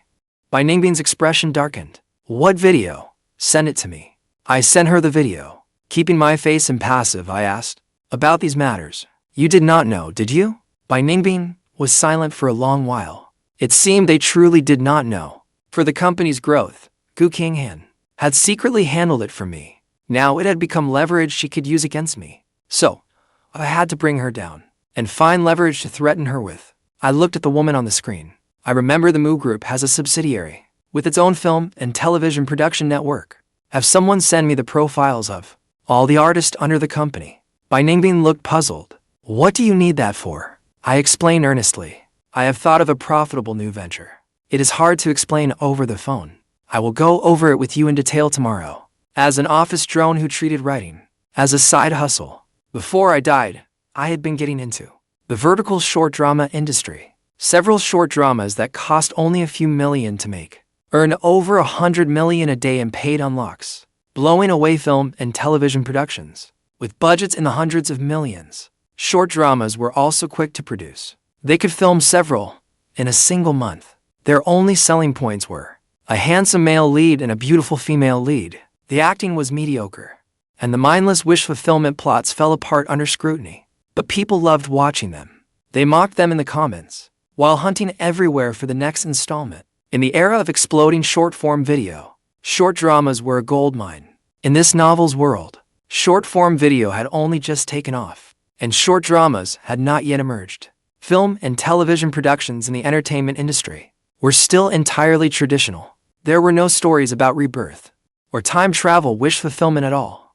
I would take all those wildly popular short dramas I had watched and film them all at once, then release them. No one could catch up by copying us. After ending the call, I took a shower and received the email with the profiles. I opened my computer and reviewed them one by one. The company had recently signed a group of newcomers. I decided to find time to visit the company. For now, I had to first turn those hit dramas into scripts. To break free from her threats sooner, I got right to work. Just as I was on a roll, Gu Qinghan sent me a message. What? Is 300 words that hard? Should I raise it to 500? I checked the time. It was already late. That crazy woman would not sleep, and she was still thinking about my little essay. She was seriously insane.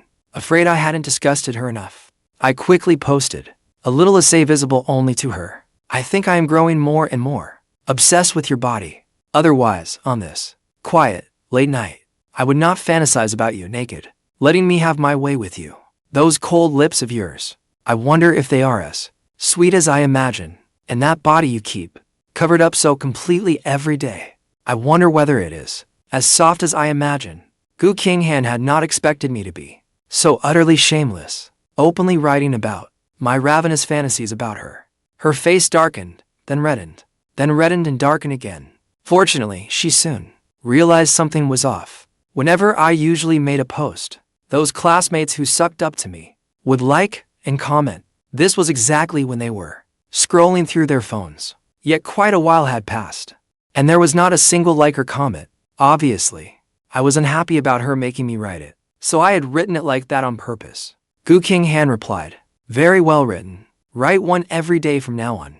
When I saw that message, I skipped sleep and rushed to write scripts. In one go, I wrote the openings for the dramas, each with more than 300 episodes. It was already past 5 in the morning.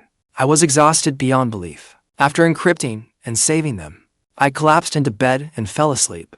When Gu Qinghan got up, there was no breakfast on the table, and not a sound came from downstairs. She tried the handle on my bedroom door, only to find the door was still locked from inside. She knocked on the door. I was dead tired. I pulled the blanket over my head, but it did not help. The knocking would not stop. It was as though, if I did not open it, she would keep knocking forever. I was forcibly roused by anger. I dragged myself up and opened the door. What could not wait until later? I wore loose, comfortable pajamas, my hair a mess, yawning nonstop. I looked thoroughly annoyed at being woken. I had a languid sort of beauty. Gu Qinghan lowered her gaze, then glanced sideways at my face. Where is breakfast? You knocked on my door just for breakfast? I do not run a breakfast shop. That woke me right up. I strode right over and wrapped her in a tight embrace, getting revenge by grossing her out. There is no breakfast. So, why not have me for breakfast instead? A faint fragrance reached her nose. It was not the harsh perfume I used to wear, but something like shampoo and body wash. Gu Qinghan was briefly distracted, but quickly, that instinctive muscle memory revulsion snapped her back to her senses. She shoved me away, her face icy. She threatened, "Are you sure there isn't?" I gritted my teeth. "I'll make it right now." Since I transmigrated here, I had never set foot in the kitchen. There wasn't much food in the refrigerator. In the end, I found some noodles and a few eggs. I cooked a bowl of noodles. Once it was ready, I found that crazy woman had already left. I thought she wasn't going to eat, so I finished it myself. Then I planned to go back to sleep. Gu Qinghan sent me a message. Bring it to the office when it's ready. Of course, that woman really knew how to torment people. I gritted my teeth and changed clothes, then grabbed my laptop and headed out. Before leaving, I saw the card she'd left on the divorce agreement, still sitting on the coffee table. I picked it up and put it in my bag. Then I bought breakfast and brought it to the Gu group. Gu Qinghan was in a meeting, so I had left it on her desk and hurried away.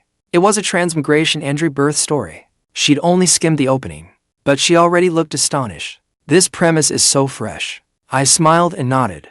Right, I think so too. I pulled over a chair and sat down.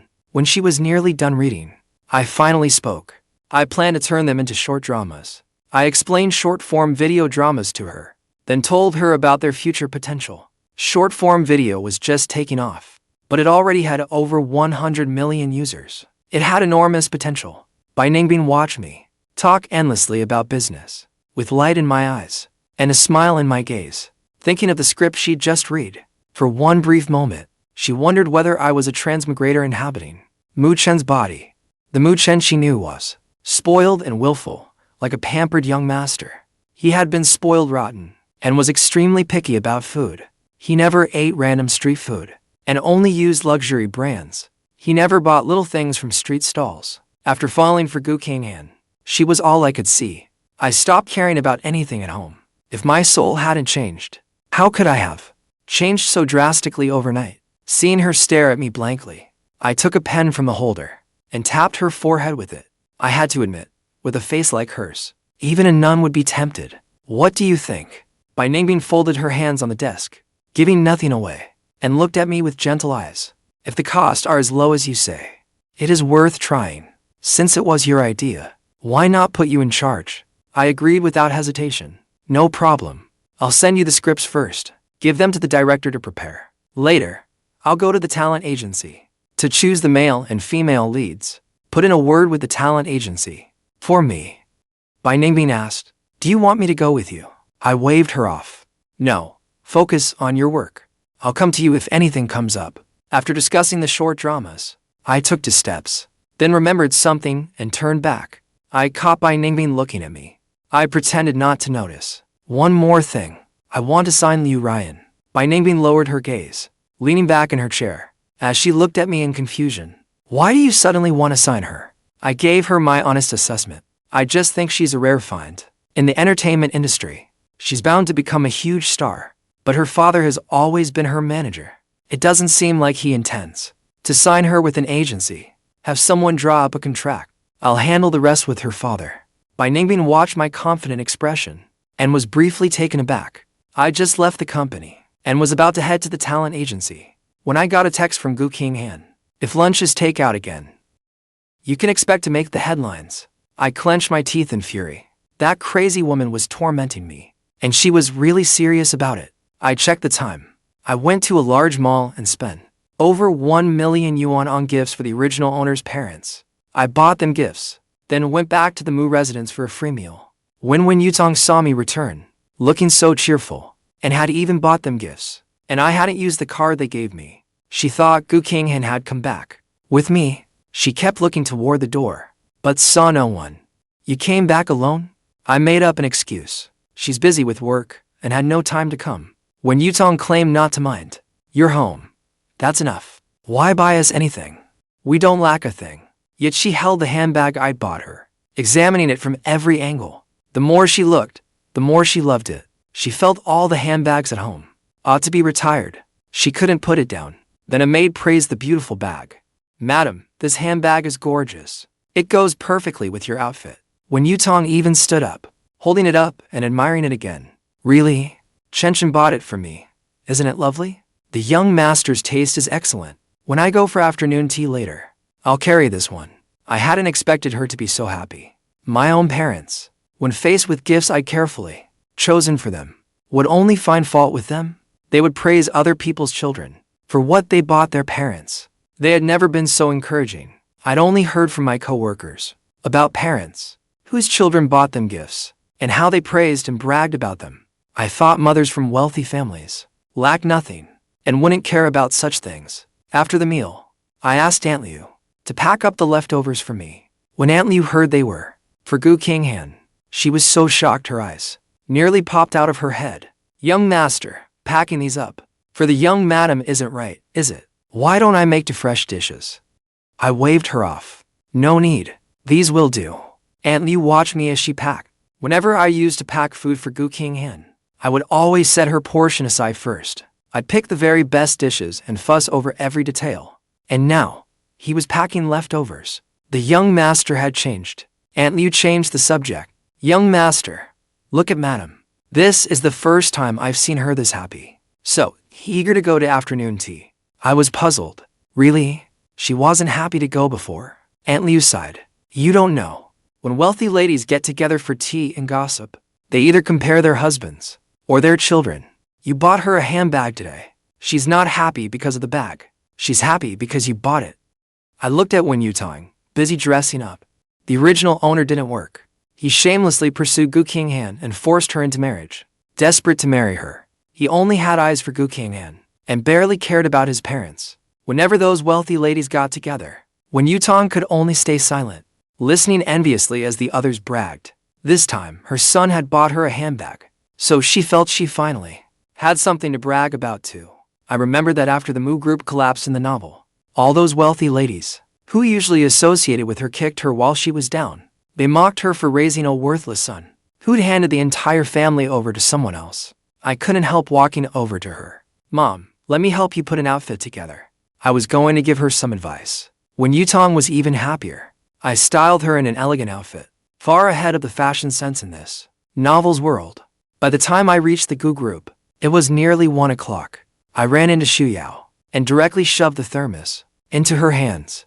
Gu Qinghan's lunch. As Gu Qinghan raised her wrist to check the time for the 5th time, the office door was pushed open. She looked up instinctively and saw Xu Yao enter with a bright smile, carrying the thermos. The young master has started bringing you meals again. Gu Qinghan's expression turned even colder. Where is he? Xu Yao answered honestly. He left. After several days of takeout, Xu Yao really missed the young master's cooking. Seeing that Gu Qinghan had no more questions, she picked up the thermos as usual and happily headed out. Then I'll be going. The next second, Gu Qinghan called out to her coldly. Where do you think you're taking that? Xu Yao was confused. Don't you refuse to eat food the young master made? Xu Yao glanced at her, sensing the icy, dangerous aura around her. She immediately fell silent. She set the thermos on the desk. Enjoy your meal. I'll get back to work. Gu Qinghan loosened the tie at her collar, slightly, then leaned back in her chair, staring at the thermos. Her fingers rested on the armrest, tapping it idly a few times. Then she picked up her phone. I had just gotten into my car, after finishing a call with the agency director. When Gu Qinghan called, buy me a coffee, get it from that place on Wanhua Street, and bring it to me. I gritted my teeth. Is your assistant dead? Gu Qinghan answered as if it were obvious. For such a trivial task, using an assistant would be overkill. You're perfect for it, I replied with biting sarcasm. Thank you. At least now I know I'm good for something. I hung up and headed to the talent agency anyway. Jia Yutong gossiped. Doesn't the Mu family's eldest son only have eyes for Gu Qinghan?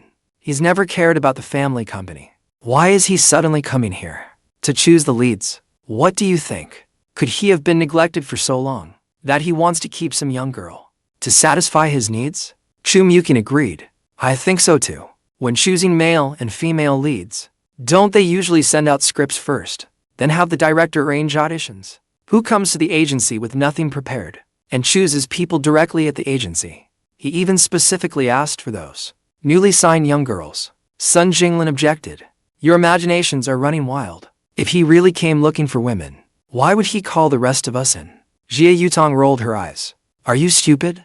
Obviously, we're here for show, to keep people from getting suspicious. As the girls kept arguing among themselves, the office door opened.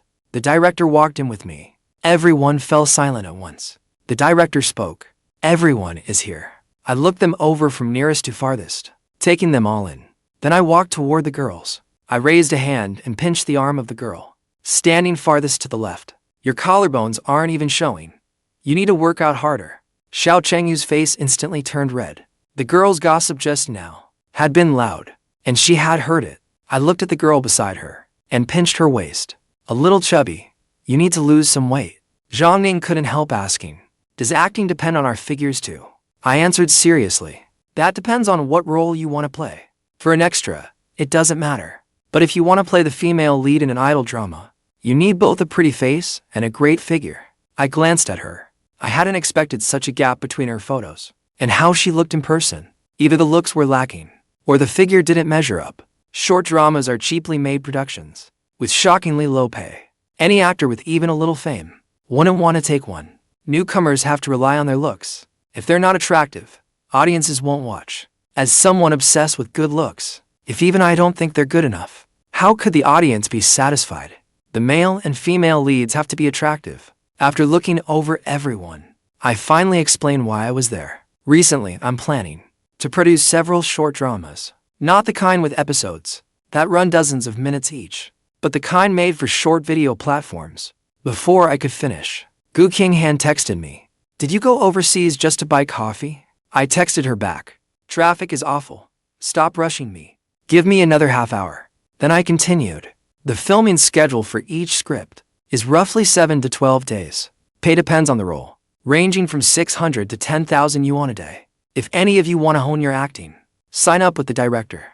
Threatened by Gu Qinghan, I sent the text, gave them my instructions, and hurried off. Sun Jinglin asked, are you going to do it? Jia Yutong scoffed. You actually believe his nonsense? Making a drama in just over a week, with 1-minute episodes, and casting newcomers as leads. Where have you ever heard of a show like that? Chu Muking reasoned. The moment he arrived, he checked every one of us out. He clearly came for those girls. Too bad none seemed to satisfy him. Jia Yutong teased. Zhang Ning. He seemed rather pleased. With your face just now, hurry up and lose some weight. Don't let this great chance slip away. When I reached the company, the delivery driver was waiting outside. I went over and tipped him, then rushed upstairs with the coffee. The moment I opened her office door, Gu Qinghan's icy gaze fell on me. I paid it no mind and brought her the coffee. I pasted on a smile. Sorry to keep you waiting, Madam CEO. Fine beads of sweat still dotted my forehead, and my breathing was slightly ragged, as though I'd hurried upstairs. Gu Qinghan glanced at the coffee on the desk. You didn't poison it, did you? The next second, I picked it up and took a sip. Still smiling, I looked at her, though the smile never reached my eyes. Madam CEO, do you feel better now? Gu Qinghan's expression darkened. She looked at me, then at the coffee I had drunk from. I rounded the desk and moved closer to her, looking eager to throw myself into her arms. Madam CEO, is there anything else you need? Would you like a kiss and a hug? Gu Qinghan slid her office chair back, putting distance between us. She looked at me coldly, seeing her treat me like some terrifying monster. I didn't even have time to enjoy it before she said, I've invited some friends over for dinner tonight. Go home and prepare dinner. I ordered takeout this morning and packed food from my parents' place at noon, all because I didn't want to cook for her. Yet she insisted on making me do it. I gritted my teeth, swallowed my anger, and kept up my customer service smile. Of course, Madam CEO. How many friends? Chinese or Western food? Gu Qinghan answered casually. 5 or 6. Figure it out yourself. I turned around. All right. Then, Madam CEO, I'll head home and get started. The second I turned away, my smile vanished. That crazy woman. She can't keep tormenting me all day. I need to give her something else to do, so she'll focus. more on the male lead, and divorced me to marry him already. Gu Qinghan watched me leave, swallowed hard, and loosened her tie. She casually picked up the coffee on her desk and took a sip. Only after drinking it did she realize that I had drunk from it earlier. Her face instantly darkened like a storm rolling in. She immediately set the coffee far away and didn't take another sip. But all afternoon, whenever she saw that cup of coffee, she thought about sharing it with the man she'd always hated most. They had drunk from the same cup. It inexplicably irritated her. In the end, she threw it into the trash. Out of sight, out of mind. The flower in my heart, I want to take you home. In that late-night bar, who cares what's real? Dance your heart out and forget the one you love. You're the most enchanting one. Do you know that? That evening, while Gu Qinghan was still in the yard, she heard energetic music coming from the living room. When she entered, I was nowhere in sight. The scent of food drifted from the kitchen. She unfastened her coat and walked to the kitchen door. There, she found the women cooking in her home. One was offering me a taste of a finished dish. As I ate, I praised her. Delicious. You're so pretty, with such a great figure. You don't look like a chef at all. I thought I'd been scammed. I didn't expect you to have real skills. What do you think I do? With your looks, it'd be a shame not to model. As we chatted, I felt an icy chill prickling at my back. I instinctively turned and saw Gu Qinghan. Her face was dark as thunder, as though I owed her several $100 million and refused to pay. The moment I approached, Gu Qinghan curled her lips in a cold sneer. I told you to cook. Instead, you brought the women home. You really know how to enjoy yourself. Want me to call a few more for you? Gu Qinghan pulled out her phone. I quickly pressed my hand over hers. What enjoyment. My cooking is terrible. I was afraid I couldn't make anything presentable, and that you lose face in front of your friends. That's why I hired two chefs. I'm not an idiot. If I were really looking for women, would I bring them home? Just then, the doorbell rang. Gu Qinghan shot me a warning look and pulled her hand free. I immediately went to answer the door. When I returned, Gu Qinghan's phone rang, and she took it out. I glanced over and saw Chenzi was calling. I couldn't help listening closely. When Chenzi got home, a local courier delivery was waiting for him. There was a bouquet in a package. He opened it. Inside was a brand new suit. There was also a card that read, Z, I like you. You're in my dreams every night. I want to see you so badly. I'm sure you'll look irresistible in it. Chenzi immediately thought it was a creep. It felt like the stalker had her eyes on his place, sending chills down his spine. His voice trembled when he called Gu Qinghan. Qinghan, can you come over to my place? What's wrong? I think I've got a stalker. Hearing that, I almost burst out laughing. I bit my lip and held it in. When Gu Qinghan ended the call, I hurried to help bring the dishes to the table. In 2 years of marriage, this was Gu Qinghan's first time inviting everyone to her home.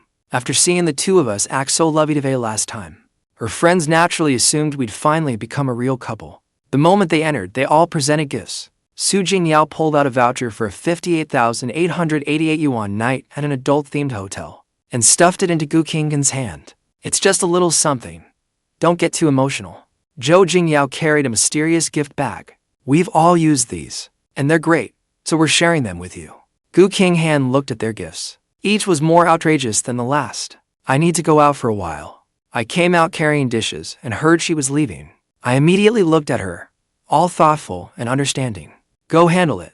I'll take good care of them. As I spoke, I put the dish into Su Jingyao's empty hands, then thoughtfully took the gift from her. Hurry up. Don't let it delay you. Gu Qinghan saw how eager I was to send her away. Then she looked at the room full of women and grabbed my wrist. You're coming with me. She wanted to take me along on an errand? Had we gotten this close already? Her friends were stunned. Wouldn't it be inappropriate for me to tag along? Besides, we have guests at home. How can both hosts leave their guest behind? I wanted to refuse. I'd gone to all this trouble to bring them closer, shift her attention, and make her worry about the male lead. I'd spent time and money fabricating the stalker fan out of thin air. If I went to, how could they grow closer? Make yourselves at home. Gu Qinghan tossed that to her friends, dragged me along, and left. She moved so fast, I couldn't even put down what I was holding. Only after she shoved me into the car did I realize I was holding a romantic hotel voucher and adult toys. My face instantly flushed scarlet. I immediately shoved them all onto Gu Qinghan. She could put them to use tonight. Her friends sure knew how to pick gifts. When we got back, I'd have to toast them. No, I definitely couldn't go with her. What if they tear the house apart while we're both gone? I'll entertain them at home. You go handle your business. Gu Qinghan gave me a knowing sideways glance. She casually tossed the items into the back seat and started the car. I didn't even bring my phone. When we reached Chenzi's place, I planned to stay in Gu Qinghan's car, letting her handle things while I waited inside. But Gu Qinghan got out with the car keys. I sat in the car, watching her walk in without looking back. She was already worrying anxiously about Chenzi.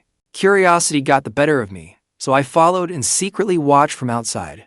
Chenzi was pacing anxiously at home when Gu Qinghan arrived. He rushed to her like she'd come to save him. He showed her the card and told her everything. At some point, she had become the first person he thought of whenever trouble arose. With her there, he wasn't afraid.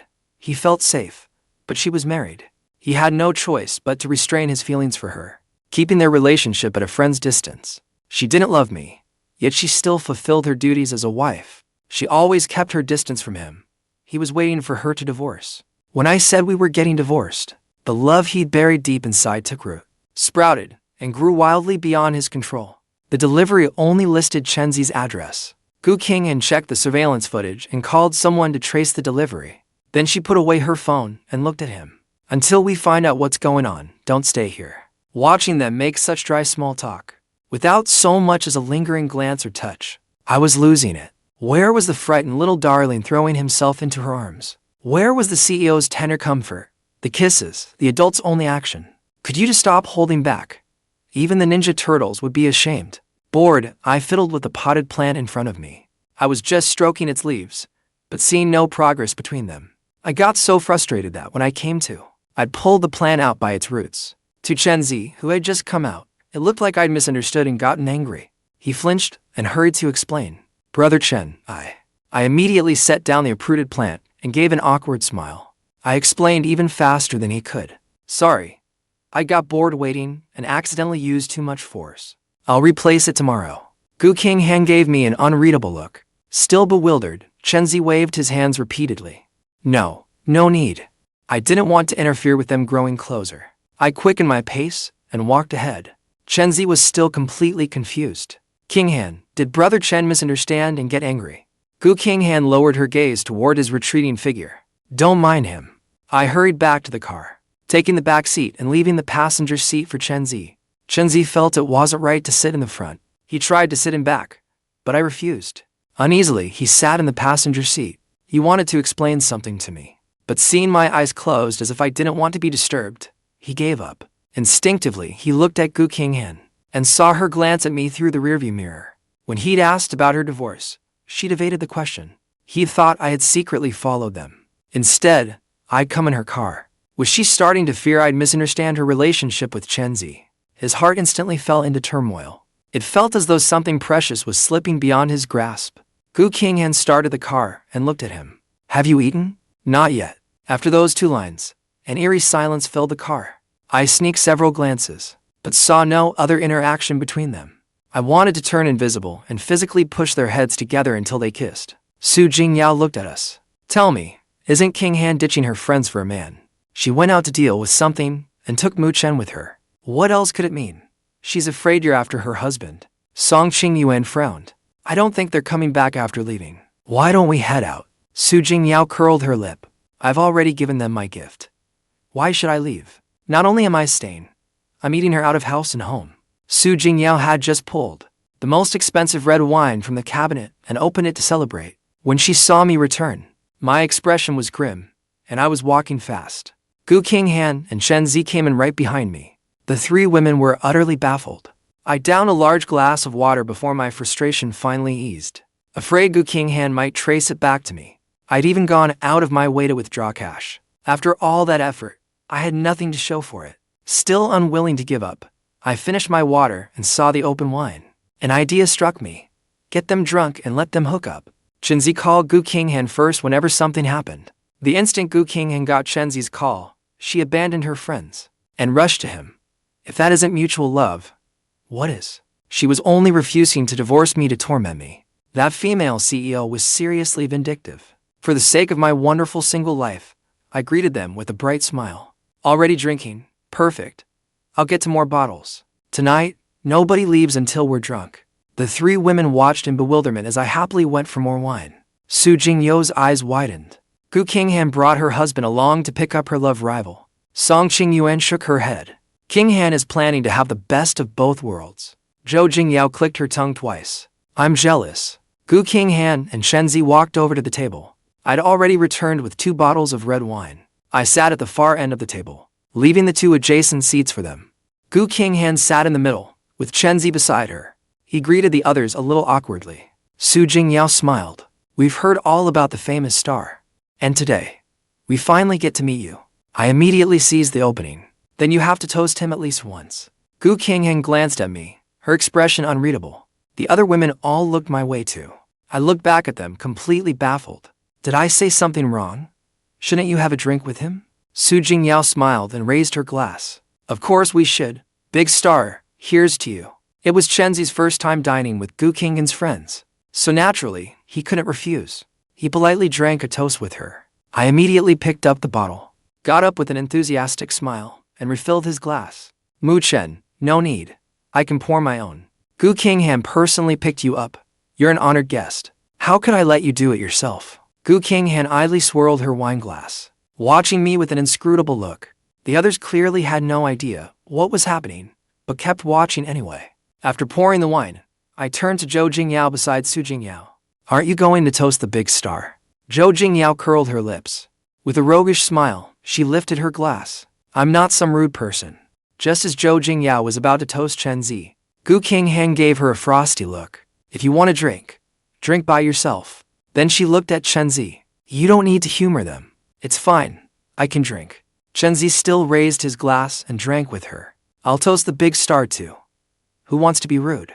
Song Qingyuan promptly raised her glass to Chenzi as well. Chenzi couldn't hold his liquor. After 3 glasses, he was probably about done. I returned to my seat and urged everyone to eat. Then I set my sights on Gu Qinghan. Before I could come up with an excuse, Gu Qinghan coldly looked at the 3 women across from us. Is it polite to toast only him and leave the rest of us out? In other words, she was telling them to toast me too. She was clearly standing up for Chenzi. Zhou Jingyao smiled as she played with her wine glass. He's a guest, so toasting him first is no problem. But you're hosting us for dinner, and you haven't toasted us first. Yet you expect us to toast the host first, so who's being rude? I wanted to give her a standing ovation. I glanced at Chenzi. His expression had darkened. Excellent. He was jealous. He wanted to be the man of this house. I immediately rescued her, filling her glass and then my own. Oh, don't blame her. I didn't think it through. Come on, honey. Let's toast everyone together. Gu Qinghan gave me a cold look. I signaled to her with my eyes. When she didn't move, I pinched her thigh beneath the table. Getting physical was the only thing that worked on her. Gu Qinghan's face darkened further, but she raised her glass with a cold expression. Gu Qinghan could hold her liquor. As long as Chenzi got drunk, that was enough. Whether she got drunk was irrelevant. I just needed the alcohol to give her a little push. Once I saw her drink, I ignored them and focused on eating. To keep Gu Qinghan from ordering me around, I avoided the crab and lobster entirely. Gu Qinghan seemed deeply annoyed by how happily I was eating. Every so often, she'd shoot me a look cold enough to freeze me solid. I didn't care. When she looked at me again, I deliberately misunderstood her. You want some too? I immediately picked up a piece of braised pork and stuffed it into her mouth. The next second, I saw that this woman, who had an obsession with cleanliness, looked even more disgusted. I was thrilled. Then I saw Chenzi biting his lip and twisting his fingers. He drank another glass by himself. Perfect. That hit the mark. After dinner, Su Jingyao and the others wanted to go sing karaoke and keep the party going, but Gu Qinghan sent them away. I wanted to escape too, so I checked my phone and made up an excuse. My mom needs something. She asked me to come home, so I'll call and ask what's wrong. I pretended to call as I headed out, leaving Gu Qinghan and Chenzi alone in the living room. But before I stepped out, I heard Gu Qinghan's warning. 5 minutes. If I don't see you in 5 minutes, today will be your last good day. I gritted my teeth in anger. This woman. Instead of thinking about her beloved at a time like this, why was she worried about me? Chenzi looked at Gu Qinghan dizzily, his cheeks flushed red. Qinghan, I feel awful. He truly felt awful. She had brought him home for dinner, and when the others toasted him, she had even tried to protect him. It made him feel that she cared for him. But the way she looked at Mu Chen had changed. There no longer seemed to be disgust in her eyes. She could even eat food Mu Chen had picked up with his chopsticks. That hurt him terribly. He knew she'd been forced into that marriage. He had always believed she had no choice. He thought that one day, she would be free again, and they would be together. But now, he felt that if this continued, he would lose her. Panic gripped him. Gu Qinghan checked the time, then lowered her gaze to him. "I'll have your assistant pick you up." With that, she took out her phone to make the call. Chenzi suddenly stood and slapped her phone to the floor. Unsteady on his feet, he fell into her arms. "Qinghan, can I stay here? That package today scared me so much. I don't dare sleep alone." Gu Qinghan reached out to steady him, then put some distance between them, then looked down at him. "Then let your assistant stay with you." Chenzi looked up at her through misty eyes. "I don't want my assistant. I want you to stay with me." Gu Qinghan frowned. "Qinghan." Chenzi grabbed the fabric at her waist. He stared at the face that drew him in, it that he could never read. "Have you fallen for Mu Chen? What am I supposed to do? I've waited for you all these years." I called the director at the talent agency. Of the 10 people, only 3 had signed up, 2 women and 1 man. That surprised me. Newcomers had such high standards now. Fine by me. I'd approached them first, because they were artists from our own company. I wanted to give them a chance to gain experience and make a name for themselves. If they didn't want it, I wouldn't force it on them. I got the contact details of those willing to come, then turned to check on things at home. I saw the 2 of them getting physically intimate. Gu Qinghan stood like a wall, blocking Chenzi from view. I could only tell from the gap between them that they were standing very close. At that distance, with Chenzi clutching her clothes, face to face. What else could they be doing besides kissing? After kissing and hugging, would they carry each other upstairs? Alcohol truly was wonderful. I couldn't stop the corners of my mouth from lifting. Sadly, they were too far away for me to hear anything. Even after 100,000 words in the novel, the heroine had never spoken a single sweet word. I was curious what this woman looked like when she whispered sweet nothings. Just as I was watching with great interest, Gu Qinghan suddenly turned to glare at me. "Have you seen enough? If you have, get over here." That pervert was doing this with her glasses still on. Why call me over after kissing instead of taking him upstairs? I reluctantly walked over. Gu Qinghan looked at me. "My phone." Gritting my teeth, I smiled and picked up her phone for her. The next second, Gu Qinghan shoved the drunk Chenzi into my arms. "He's sleeping with you tonight." It felt like a bolt from the blue. "You're making him sleep with me. Aren't you afraid I'll poison him to death?" Gu Qinghan headed upstairs, undoing her collar without looking back. "If he dies, you'll die with him." I gritted my teeth. "Let him sleep with you. Wouldn't it be better if all 3 of us stayed alive?" Only then did Gu Qinghan stop. She looked back at me, her gaze venomous. "Do you think everyone is as promiscuous as you?" Her retort left me speechless. How was I promiscuous? "I'm very particular about looks and physique, all right? I want to sleep with you." Chenzi hazily wrapped his arms around my neck. He nuzzled his head all over me. That woman could actually resist touching him, giving him that much respect. True love really was different. Chenzi's interruption snapped me back to my senses. "He said he wants to sleep with you." Gu Qinghan acted as though she hadn't heard me. Then she slammed her bedroom door shut. I had no choice but to help Chenzi back to my room. Chenzi refused to let go, mistaking me for Gu Qinghan. "Qinghan, I like you.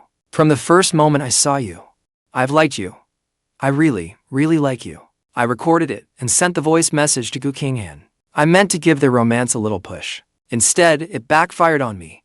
Gu Qinghan sent a message. "Since you have so much free time, have you written today's little essay for social media? You seem quite good at flattering women. 500 words of praise shouldn't be a problem." I was speechless. Praise her? Other than that pretty face, what was there to praise? Gritting my teeth, I copied a template from a CEO romance novel for praising a woman's looks, word for word. Then I added some lustful lines about wanting her body just to disgust her. "Your face is a masterpiece sculpted by the gods. It's so perfect, even heaven must envy it. You're so stunning, you must have broken the beauty scale. The Pacific Ocean is filled with all the drool I've shed over you. Can you stop stealing my soul? I want to be yours and kiss your lips." Not long after I sent in my little assignment, Gu Qinghan messaged me again. "Don't forget breakfast again tomorrow morning."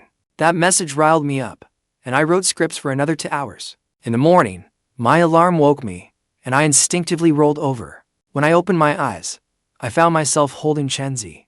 Chenzi saw that he was in my bed. His face went scarlet and his mind went blank. How did I get here? The male lead truly was the male lead, so innocent and adorable. I couldn't resist teasing him. "Last night, You clung to me and insisted on sleeping with me. Chenzi looked utterly incredulous. I never expected that after all the awful things I'd done to you before, you'd still like me this much. You've successfully caught my interest. Why don't you be my man from now on? Chenzi stared at me, blushing out of it. Looking at him, I remembered what the original owner of this body had done to him. If I could earn his forgiveness, perhaps the threat hanging over me could be resolved too. Get some more sleep. I'll make you breakfast. After Chenzi heard the bedroom door close, he instinctively lifted the covers and checked himself. Only then did those mortifying memories return, piece by piece. He had confessed to Gu Qinghan. Every word had been meant for Gu Qinghan, but Mu Chen had heard it all. Had Mu Chen truly misunderstood, or was he pretending? Mu Chen had once loved Gu Qinghan enough to force her into marriage. How could he possibly like men? But now he seemed like a completely different person. He no longer loved Gu Qinghan at all. Yet whenever he saw Chenzi, he smiled warmly. And he really had gone to make him breakfast. Chenzi tossed and turned in bed, not knowing how to face Gu Qinghan or Mu Chen. He wanted to slip away unnoticed. But the moment he left the room, he ran into Gu Qinghan. Gu Qinghan radiated feminine charm from head to toe. She felt utterly out of reach. Chenzi fidgeted with his fingers, afraid to meet her eyes. I was drunk last night. If I said anything foolish, please don't take it to heart. You're an actor. You should understand better than anyone that saying one wrong thing in public can bring trouble to your career. Gu Qinghan gave him a glance as though nothing had happened. Getting drunk is a major taboo for you. He had confessed, but she hadn't responded. Had she rejected him or dismissed it as drunken nonsense? Chenzi couldn't tell. He pressed his lips together. It won't happen again. Gu Qinghan glanced at the dining table downstairs. He isn't up yet. He's up. He said he was making breakfast. Chenzi's face warmed, and he hurried downstairs. He grabbed his phone, intending to say goodbye. I came out of the kitchen carrying noodles. They didn't look intimate at all. Hadn't they kissed last night? Why did they seem even more distant after waking up? You're both up at just the right time. Come have breakfast. Chenzi gave me a furtive look. I won't eat. I have things to do. Whatever it is can wait until you've eaten. Without another word, I went over and pulled him toward the table. Chenzi looked at my hand gripping his arm. The blush on his face deepened. I pressed him into a chair, leaving him flustered and unsettled. Mu Chen really had fallen for him, hadn't he? Gu Qinghan looked at Chenzi, then at me as I returned to the kitchen, before sitting across from him. He didn't take advantage of you last night, did he? Chenzi quickly denied it. No. I came out carrying a bowl of noodles in each hand and asked curiously. No what? Gu Qinghan looked at Chenzi, then shot me a sit-along glance. Then she glanced at the bowl I set before Chenzi. Inside was a heart-shaped fried egg. My bowl also had a heart-shaped egg, but hers had no shape at all. When Chenzi saw the heart-shaped egg, the blush that had just faded instantly returned. I sat down, looked at him, then at Gu Qinghan. Try what I made myself. Chenzi was at a loss. Gu Qinghan shot me a sit-along glance. This is all there is. With a solemn, utterly righteous expression, I lectured her. I was worried we'd make too much and waste it. There's beef, eggs, and vegetables. Isn't that varied enough? As the company's CEO, you're rich. You should give more to charity instead of squandering money. I didn't want to make breakfast the way the original owner had, but I couldn't let her get upset and torment me either. Chenzi couldn't help looking up at me. Now I understand how hard life can be. I gave him a bright smile. Aziz, tell her. Am I right or not? That Aziz from me gave Chenzi goosebumps. Gu Qinghan stared at me with dark, unfathomable eyes, as if she could bore a hole through my face. Do you have no shame saying that? Without blushing or missing a beat, I turned to Chenzi with a charming smile. The past is the past. I've recognized my mistakes and changed. Nothing matters more than that, right, Aziz? Chenzi nearly choked to death on a mouthful of noodles. I immediately handed him tissues and poured him water. Gu Qinghan watched me fuss over Chenzi. Unable to bear the sight, she picked up her chopsticks and tried the noodles. I only had eyes for Chenzi. Well, is it good? Forced to answer, Chenzi said. It's good. I'm pretty good at cooking too. What do you like to eat? I'll make it for you next time. Chenzi choked again. At last, Gu Qinghan couldn't help looking up at me. Since you love cooking so much, why not take care of lunch for the whole company? I was speechless. She got jealous just because a man was nice to Chenzi. If she was that jealous, why not marry him already? I quickly finished the rest of my noodles. I won't interrupt your private time. I'll go clean up. Yesterday, the head of artist management gave me the contract to sign Ruyan. Back in the kitchen, I picked up my phone. I had the company arrange a meeting with her mother that morning. Hearing a car pull up, I saw Chen Zi leaving Gu Qinghan's car. Only then did I go upstairs to get ready. An hour later, in a private room in a tea house, Liu Ryan's mother, Zhao Liwan, arrived late. When Zhao Liwan saw it was me, the Mu family's good-for-nothing only son, disdain immediately filled her face. Where's Director Yang? Thinking of everything she'd done to her own daughter. I didn't give her a friendly look. Director Yang is busy. She asked me to talk with you. You. What do you know about this? Zhao Liwan saw that this wasn't a discussion about a drama collaboration, but an artist contract to sign her daughter. She tossed it straight back and looked at me as if I were an idiot. Did you bring the wrong document? Director Yang said you had a new drama for us. I leaned back on the sofa, crossed my legs, and looked at her. I'll be honest. We want to sign Liu Ryan. Then I'm afraid you'll be disappointed. Zhao Liwan grabbed her bag and stood up. Calmly, I dropped a single sentence. Your daughter has severe depression. The entertainment industry has no shortage of actors. If that secret gets out, do you think anyone would still risk casting her? Zhao Liwan went deathly pale and turned toward me. How do you know? She bought medication in secret. I never took her to a doctor, so how could he know? With my arm resting on the sofa, I looked at her coolly. That's far from all I know. For instance, you and your husband are compulsive gamblers. Whenever you run out of money, you force your daughter to take acting jobs and make her drink with clients without a care for her illness. If all that is exposed online, what do you think her fans will do? That suicide note of over 1,000 words was now my leverage over her. Zhao Liwan looked at me and steadied herself. Don't talk nonsense. Do you have proof? Do you think I'd be sitting here talking to you if I had no proof? I brushed back a lock of hair beside my face. Actually, I don't have proof, but everything I said is true. Do you think that by refusing to take her to a doctor, you can hide her depression, but the wounds she cut into her legs again and again? How are you going to cover those up? Zhao Liwan's legs finally gave out. She supported herself on the sofa and sat down. Did she tell you? If she were willing to tell anyone, you think she'd have waited until now? Rage surged from my chest. It was as though I could see that despairing girl before her death again. No secret can stay hidden forever. I only put in the extra effort because I wanted to sign her. She sees you as her mother and doesn't want you to become everyone's target. But I'm no saint. I could have exposed everything you've done long ago. Do you want to become a public pariah and disappear from sight, or keep squeezing money out of her? With that, I stood and gave her a mocking smile. I'm very curious, watching her suffer so much. How could you bear to keep exploiting her? But I no longer had that chance. I wanted an answer from her. But clearly, this woman couldn't give me one either. Thinking of all those years I was beaten, cursed at, and exploited, I left the private room, overwhelmed by emotion, my eyes turning red. I leaned against the wall, tipped up my chin, and tried to compose myself. Gu Qinghan had just finished a meeting and walked out of her private room.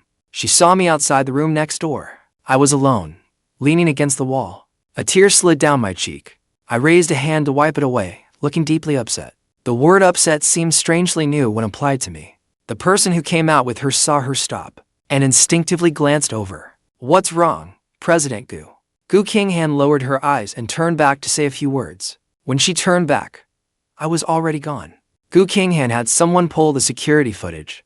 Back at the company, she called Xu Yao into her office. Find out what Mu Chen and Zhao Liwan discussed today. Half an hour later, Xu Yao called her back. Mr. Mu met Zhao Liwan to discuss signing Liu Ryan.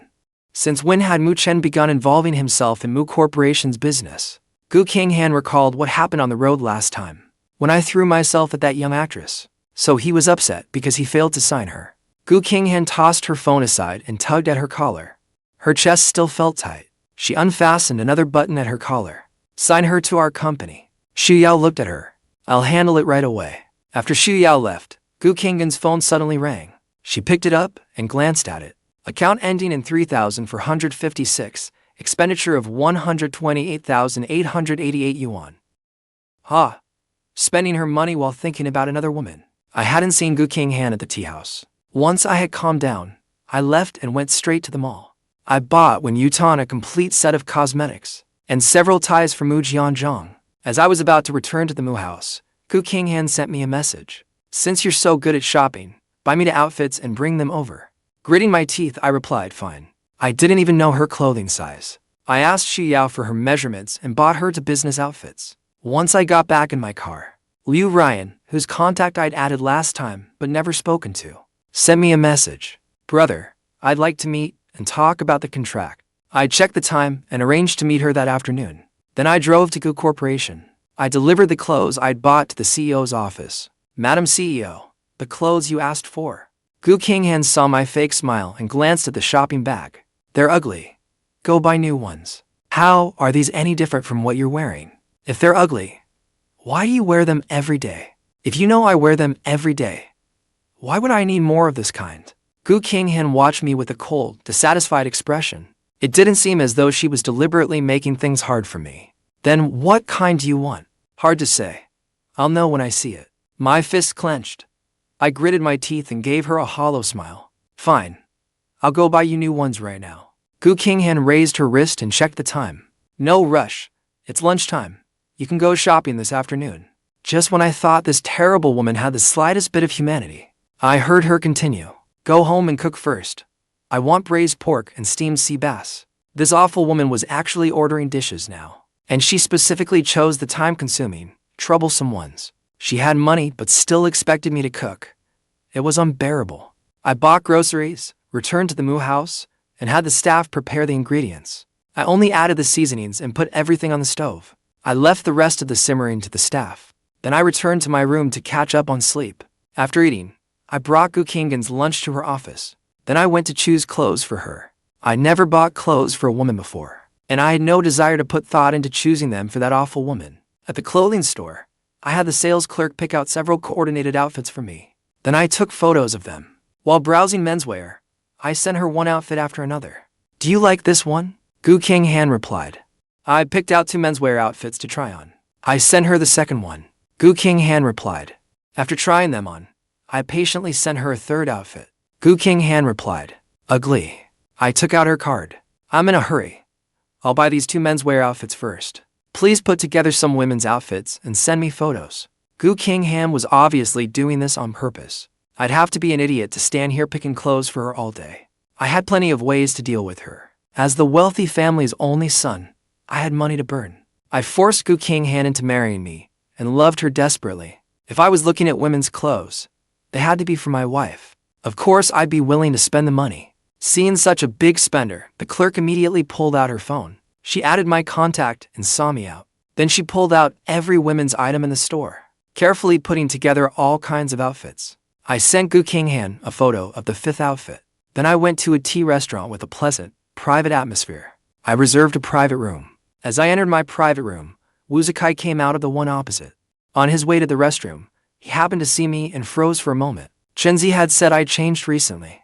Judging by my clothes and appearance, I really had changed quite a bit. I sent Liu Ruyan my location.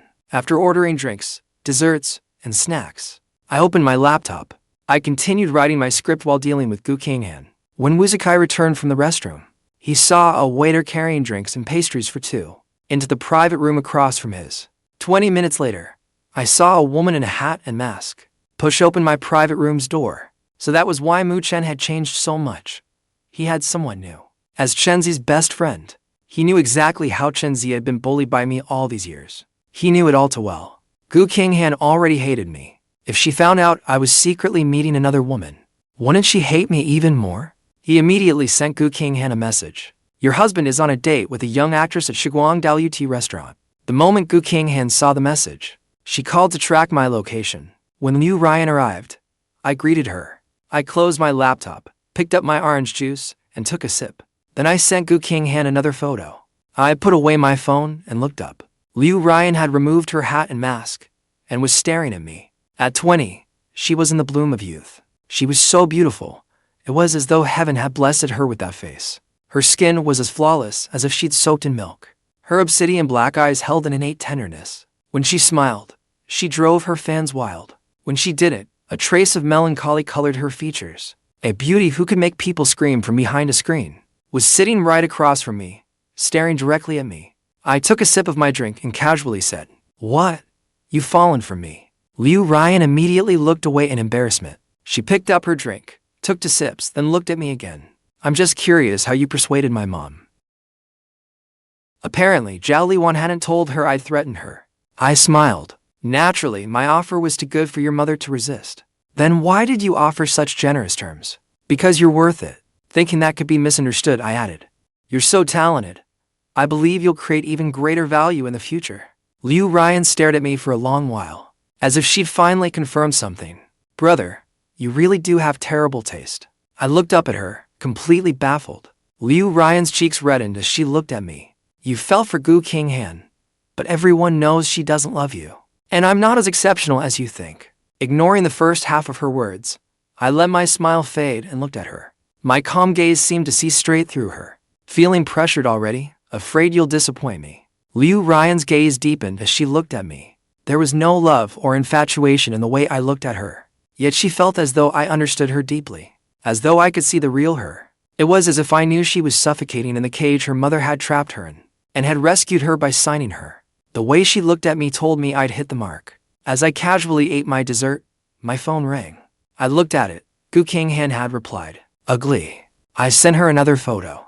Gu Qinghan looked at the photo I sent. Her hands tightened on the steering wheel as she floored the accelerator. 15 minutes later, she stood outside my private room. I sent her another photo. I just put down my phone when the private room's door slammed into the wall, trembling violently. Gu Qinghan immediately strode toward me with a stormy expression. She was coming in hot. Before I could think, she yanked me to my feet. She forcefully wrapped an arm around my waist and locked me against her. The warmth of our skin collided instantly. I was slightly startled. This awful woman was really putting herself through hell this time. Looks like my trick had truly enraged her. Brother. Ruyan stood up and looked at me anxiously. Gu Qinghan gave me a cold look. After a deliberate pause, she said in a low, icy voice, "Tell her to get out." Without the slightest fear, I looked at Ruyan. I gestured for her to leave. You should go home first. Ruyan looked from me to Gu Qinghan. I gave her a reassuring look. Go on. My gaze toward Ruyan was warm, unlike the painfully fake smile I gave Gu Qinghan. Heh, you like her that much? Intent on shattering my sweet dream, Gu Qinghan abruptly shoved me against the table, bracing both hands on its edge. Her body was nearly pressed against mine. She coldly glared at Ruyan. What? Want to watch a live show from a married couple? I couldn't help scoffing inwardly. You can't even stand being touched, and you want a live show. Ruyan had no choice but to leave. Only the two of us remained in the private room. Gu Qinghan looked down at me. A raging storm churned in her icy eyes. You're quite good at playing games with me. I gave her a timid glance. You asked me to pick clothes for you. That is exactly what I was doing. I carefully considered every outfit the store manager sent me. I sent you every one I thought looked good. You're this angry. Don't tell me you're angry because you saw me here having tea and snacks with another woman and got jealous? I brushed my fingers over her collarbone. I knew exactly what would disgust her most. How could she stand anyone saying she liked me? As if she'd heard the joke of the century, Gu Qinghan gave me a glacial stare. Me, jealous? You really think too highly of yourself. I leaned closer, my coaxing manner entirely sincere. Thoughtfully, I offered her an excuse. Then why are you so angry? Are you unhappy with how I pick your clothes? Then tell me how you want me to choose them. Gu Qinghan's hands tightened on the table's edge. Watching me coax her, her expression softened slightly. Then she grabbed my wrist, the hand that had been stroking her waist. She dragged me away. My laptop. I quickly grabbed my laptop and phone. She dragged me all the way to her car and shoved me inside. 15 minutes later, Gu Qinghan took me into a store in the mall's women's fashion section. She sat on a bench and glanced at me. Pick from me. I handed her a new arrival displayed prominently in the store. How about this one? Gu Qinghan gave it one glance, then lowered her head to her phone again. It clearly did not meet her standards. The saleswoman eagerly stepped forward to help choose. She picked up an item and introduced it to me. I think this style is nice. Gu Qinghan's cold eyes swept toward her at once. I told him to choose. I didn't ask what you thought, so don't say another word. The saleswoman immediately backed away. Now I understood. This awful woman was getting revenge for the trick I'd just pulled on her. I didn't want to choose for her, so she insisted on making me do it. I fetched outfit after outfit until my legs were ready to give out. Gu Qinghan just sat there with her legs crossed, playing on her phone. Sometimes she only gave me a dismissive look. Other times, when she could take no more, she spoke up. Don't bring every random outfit in front of me. You bring over absolutely everything. Are you this careless when you shop for yourself, too? Green. Why not just give me a pair of horns to wear? I let her nitpick to her heart's content and obediently took it. Whatever pleased her, I went along with. At the second store, after picking an outfit, I finally suggested, I think the set is nice, you want to try it on? Gu Qinghan glanced at me. If I tried on everything you thought was nice, I wouldn't make it out of this store alive. Since all that mattered was keeping her happy, I continued coaxing her. Then what do you think of this one? Gu Qinghan glanced at it twice. Not much. You can't tell how clothes will look just by looking at them. You have to wear them to know. You ask me to choose, but you don't trust my taste. Isn't that a waste of your precious time? Gu Qinghan glanced at me, tossed aside her magazine, and stood. She snatched the clothes from my hands. Gu Qinghan went to the fitting room to try them on. Finally, I could take a break. I pulled out my phone, replied to a few messages, and ordered a drink. Just as I was about to sit down, someone called my name. Mu Chen. Buying clothes for your wife again? She practically lives in hotels and never comes home. Will she even wear what you buy? A man should find a wife who actually cares about him. Look at me. I only came out to shop, and my wife insisted on coming along. Worried I might get tired. Zhang Jinghao was like a peacock showing off its feathers. Every word dripped with mockery and bragging. His overpowering cologne made me frown. I searched the original owner's memories and recognized him. He was the guy from high school who had competed with the original owner over everything. The Zhang family's eldest son, Zhang Jinghao, a relative on Gu Qinghan's father's side. Yes, you and your wife are made for each other, so loving and perfect together. It makes me want to cry with envy. How about I take another photo of you two for social media? Let everyone else envy you, too. Usually, I would trade blows with him for a few rounds, but this time I surrendered immediately. It seemed Gu Qinghan had hurt Mu Chen so badly that even his young master pride was gone. Zhang Jinghao instantly felt even more superior. His gaze toward me became even more pitying. I am not showing off. I just pity you. You've chased Gu Qinghan for years, and she will not even touch you. I want you to wake up. Throwing yourself at her like this is humiliating. Everyone online knew the original owner had shamelessly pursued Gu Qinghan and forced her into marriage. Whenever the original owner appeared, passersby would point and gossip. Now, with a famously loving couple compared to a man throwing himself at a woman, even more people gathered to enjoy the spectacle. It is so humiliating.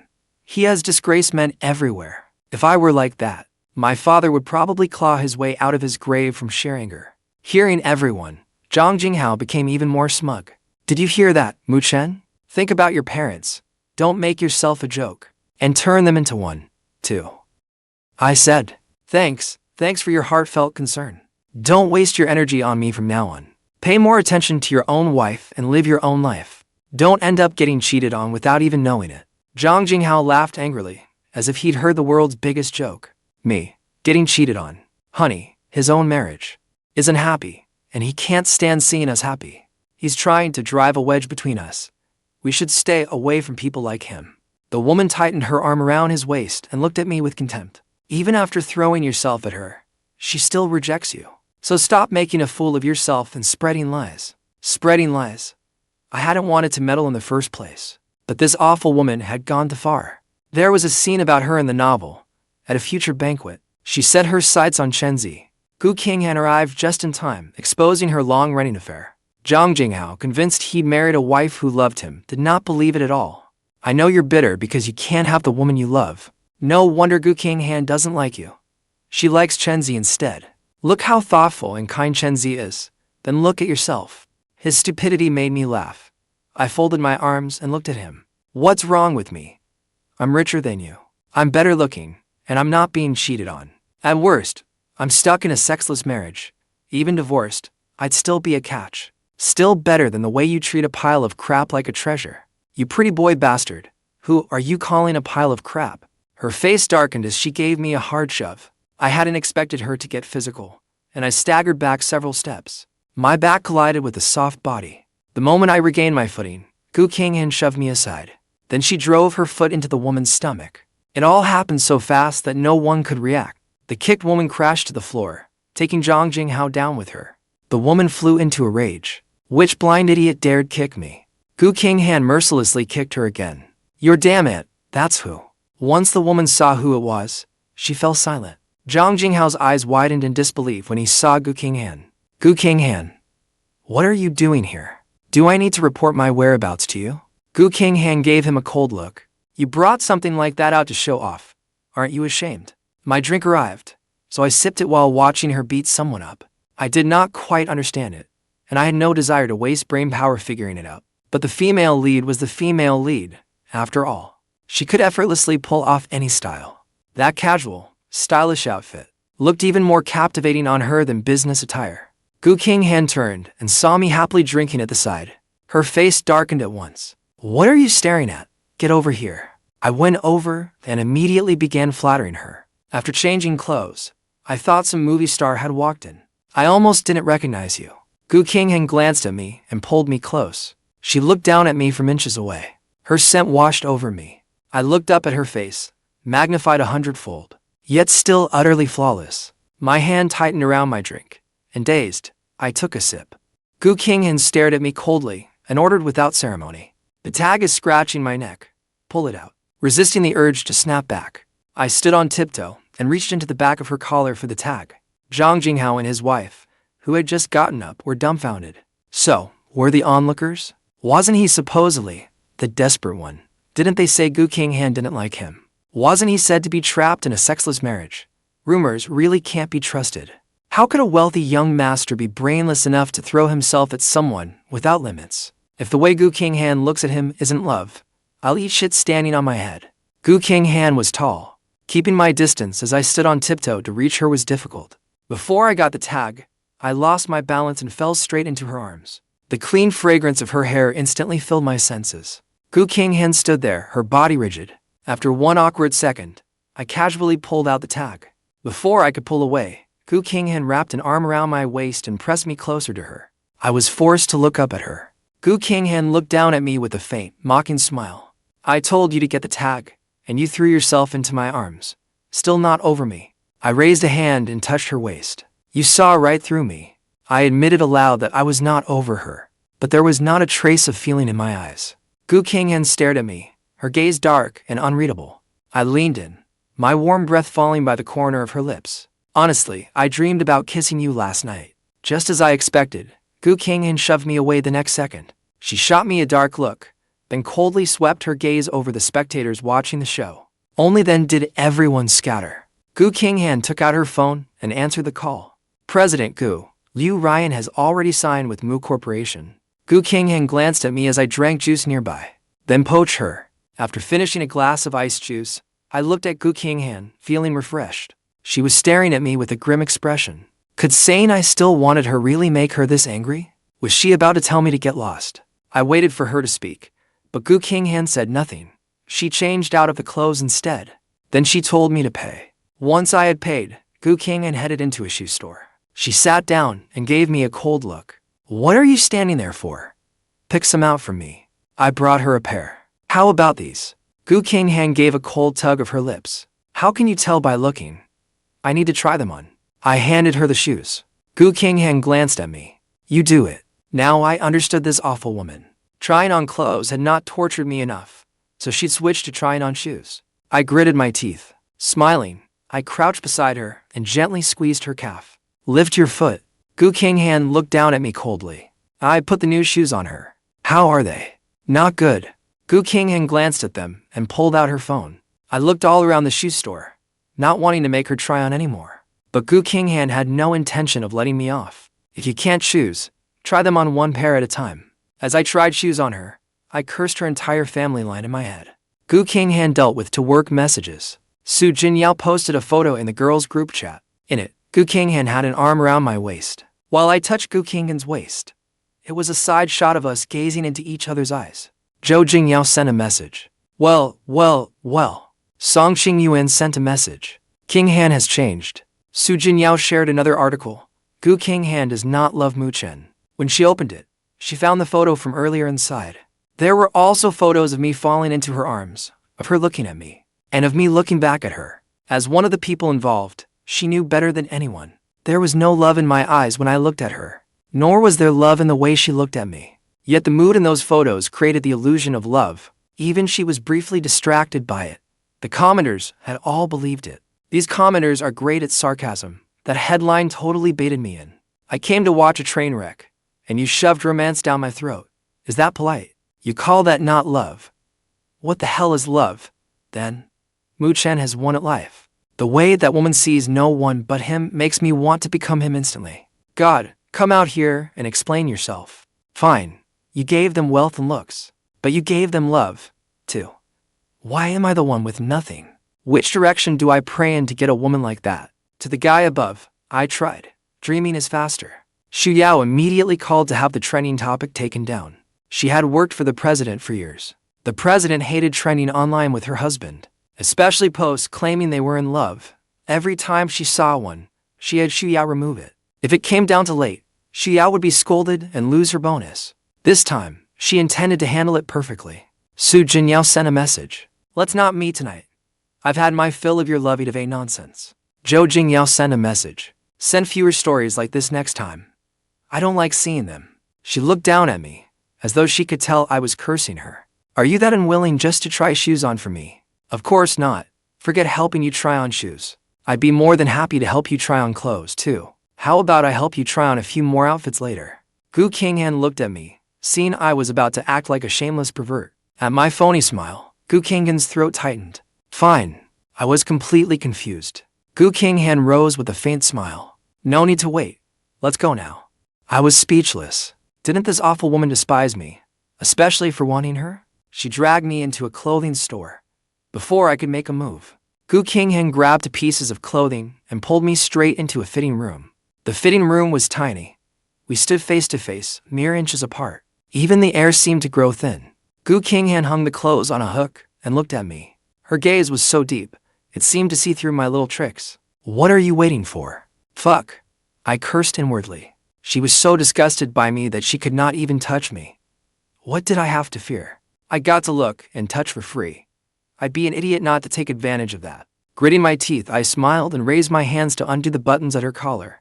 Gu Qinghan looked down at me. I had to stand on tiptoe just to reach the buttons on her shirt collar. My hand accidentally brushed against her skin. I could clearly feel her body go rigid. This woman was disgusted again. If I did not hurry, I was afraid I would not get to see anything. But it was my first time unbuttoning a woman's shirt, and I was standing on tiptoe. After struggling for ages without undoing it, my hands were sore. As I lowered my hands, a button from her collar dropped into my palm. Gu Qinghan's icy gaze fell on me. I gave her an awkward, apologetic smile. Sorry, I was too hasty. I'll undo the second, then the third. My gaze fell on the skin beneath her shirt. There was no affection in my eyes, only raw hunger. Gu Qinghan saw it all, and her expression shifted wildly. Just as I was about to see more of her, Gu Qinghan suddenly shoved me away. By the time I came to my senses, she was pulling out her phone as she opened the door. She walked out, radiating icy hostility. I'll wait for you here. I wanted to curse. Who was so clueless as to call her at a time like this? I sat down and pulled out my own phone, which had been ringing nonstop. The original owner's informants had all sent me messages. When I opened them, Gu Qinghan answered Xu You's call while rebuttoning her shirt. President Gu, when will you be back at the office? There is an urgent document that needs your signature. After the call, she instinctively reached to fasten her collar, but the button was gone. She glanced at the fitting room. I still had not come out. Her face darkened, and she left immediately. Back at the office, Xiao held out the document for her to sign, saying with a hint of pride, President Gu, you and your husband trended again, but I acted fast. I had it taken down right away. It is no longer trending. Gu Qinghan looked up at her. Xiao waited, but no praise came. She looked at Gu Qinghan again and again, sensing something was wrong. Then Gu Qinghan curled her lips coldly and said, You seem to have plenty of free time lately. You have one day. I want every detail on that northern suburbs project. Speechless, Xiao took the document and left. Gu Qinghan picked up her phone and searched for the topic. Gu Qinghan doesn't love Mu Chen was indeed no longer trending. After being tormented by Gu Qinghan for so long, my desire to bring her down was overwhelming. I immediately rushed to Mu Corporation to find Bai Ningbing. It is scorching outside. Come in. I dropped heavily into a chair, grabbed a document from the desk, and fanned myself with it. Bai Ningbing glanced at me and lowered the air conditioning a few degrees. Weren't you on a date with Gu Qinghan? Why are you here?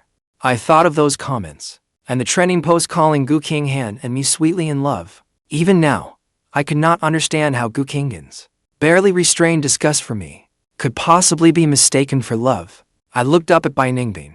If I were really dating her, Would I have time to come see you? Bai Ningbing looked at me. Could she have fallen for you? She could never like me. I said it, with absolute certainty. How can you be so sure? Bai Ningbing's gentle eyes turned deep as she watched me. I put the document back on the desk. I have revolved around her for years. How could I not know who she likes? She is putting on this act to create the illusion that our two families are close. That way, your family will lower its guard, and she can destroy the Mu family when the chance comes. I came to warn you to watch out for her. Gu Qinghan threatens and tortures me, yet refuses to divorce me. That means she is determined to follow her main storyline, ruin the Mu family, and leave me with nothing. I have no choice but to be on edge. Bai Ningbing looked at me. I seemed overly anxious, as if I were certain something would happen to the company. Has the company uncovered any problems? I shook my head. No. Bai Ningbing looked puzzled. And there are no issues with the project. I sighed. No. Bai Ningbing was somewhat surprised. Since we cannot uncover anything, and cannot stop the female lead scheme, then all I can do is make more money. Bai Ningbing could not help asking, that transmigration novel you showed me last time, how does it end? Helplessly, I spread my hands. I do not know either. The author has not finished it yet. If you are interested, once she finishes it and gives it to me, I will let you read it. I took a piece of chocolate from my bag, unwrapped it for myself, then stood to say goodbye. Seeing her eye the chocolate, I took out another piece and gave it to her. Only then did I leave the company. I drove back to the Mu residence. The novel said that, after Gu Corporation acquired Shifeng Pharmaceuticals, which had fallen for months, began posting maximum daily gains day after day. In less than half a month, its value doubled on the stock market. According to the novel's plot, the acquisition should happen within days. I had no good excuse for this, so I could only buy the stock myself. But I had only been in this world a short time. My brokerage account did not yet qualify for margin trading. One decided to get Wen Yutong's stock account from her. The moment I got home, Annie Liu told me that Wen Yutong had been following the gossip about Gu Qinghan and me online all afternoon. My feelings immediately became complicated. When she saw me return, when Yutong finally put away her phone, she immediately told Annie Liu to prepare dinner. Have Qinghan come over for dinner tonight. I immediately tried to decline. She might not be free tonight. When Yutong urged me, ask her. I did not want Gu Qinghan eating at our family table at all. Given that she wanted to destroy the Mu family, she did not deserve to eat the Mu family's food. But I wanted even less to go home and cook for her. I sent Gu Qinghan a message. My mother wants you to come to my parents' house for dinner tonight. Gu Qinghan's reply was blunt. No time. Seeing her reply, I was completely relieved. No time. Then she must be going to explain the trending topic to Chen Zi, and I would not have to cook for her. After Gu Qinghan finished work, she raised her wrist and checked the time. Then she picked up her phone and looked again. She had said she was busy, and the man had not sent another message. Apparently, he really did not want her there. She put away her phone and stood. It was already 5:30 when she arrived at the Mu residence. Whenever she had come to the Mu residence before, my parents had always needled her with indirect warnings, making her experience the feeling of being threatened again and again. Later, once Mu Corporation could no longer threaten her, she never came again. The moment she entered, she saw Bai Ningbing and me chatting on the sofa. She did not know what I was saying to Bai Ningbing, but the smile on my face was nothing like the fake smile I gave her. Bai Ningbing was peeling a pomegranate, her eyes practically glued to me. When Yutong greeted her with a smile, Qinghan, you're here. Only then did Bai Ningbing and I look up at her. I had been talking to Bai Ningbing about filming the short drama. When I saw Gu Qinghan, I froze for a moment. Hadn't this crazy woman said she was busy? Bai Ningbing glanced at Gu Qinghan, then handed me the plate of peeled pomegranate seeds. I casually took a few and popped them into my mouth. That earned me a look from Bai Ningbing.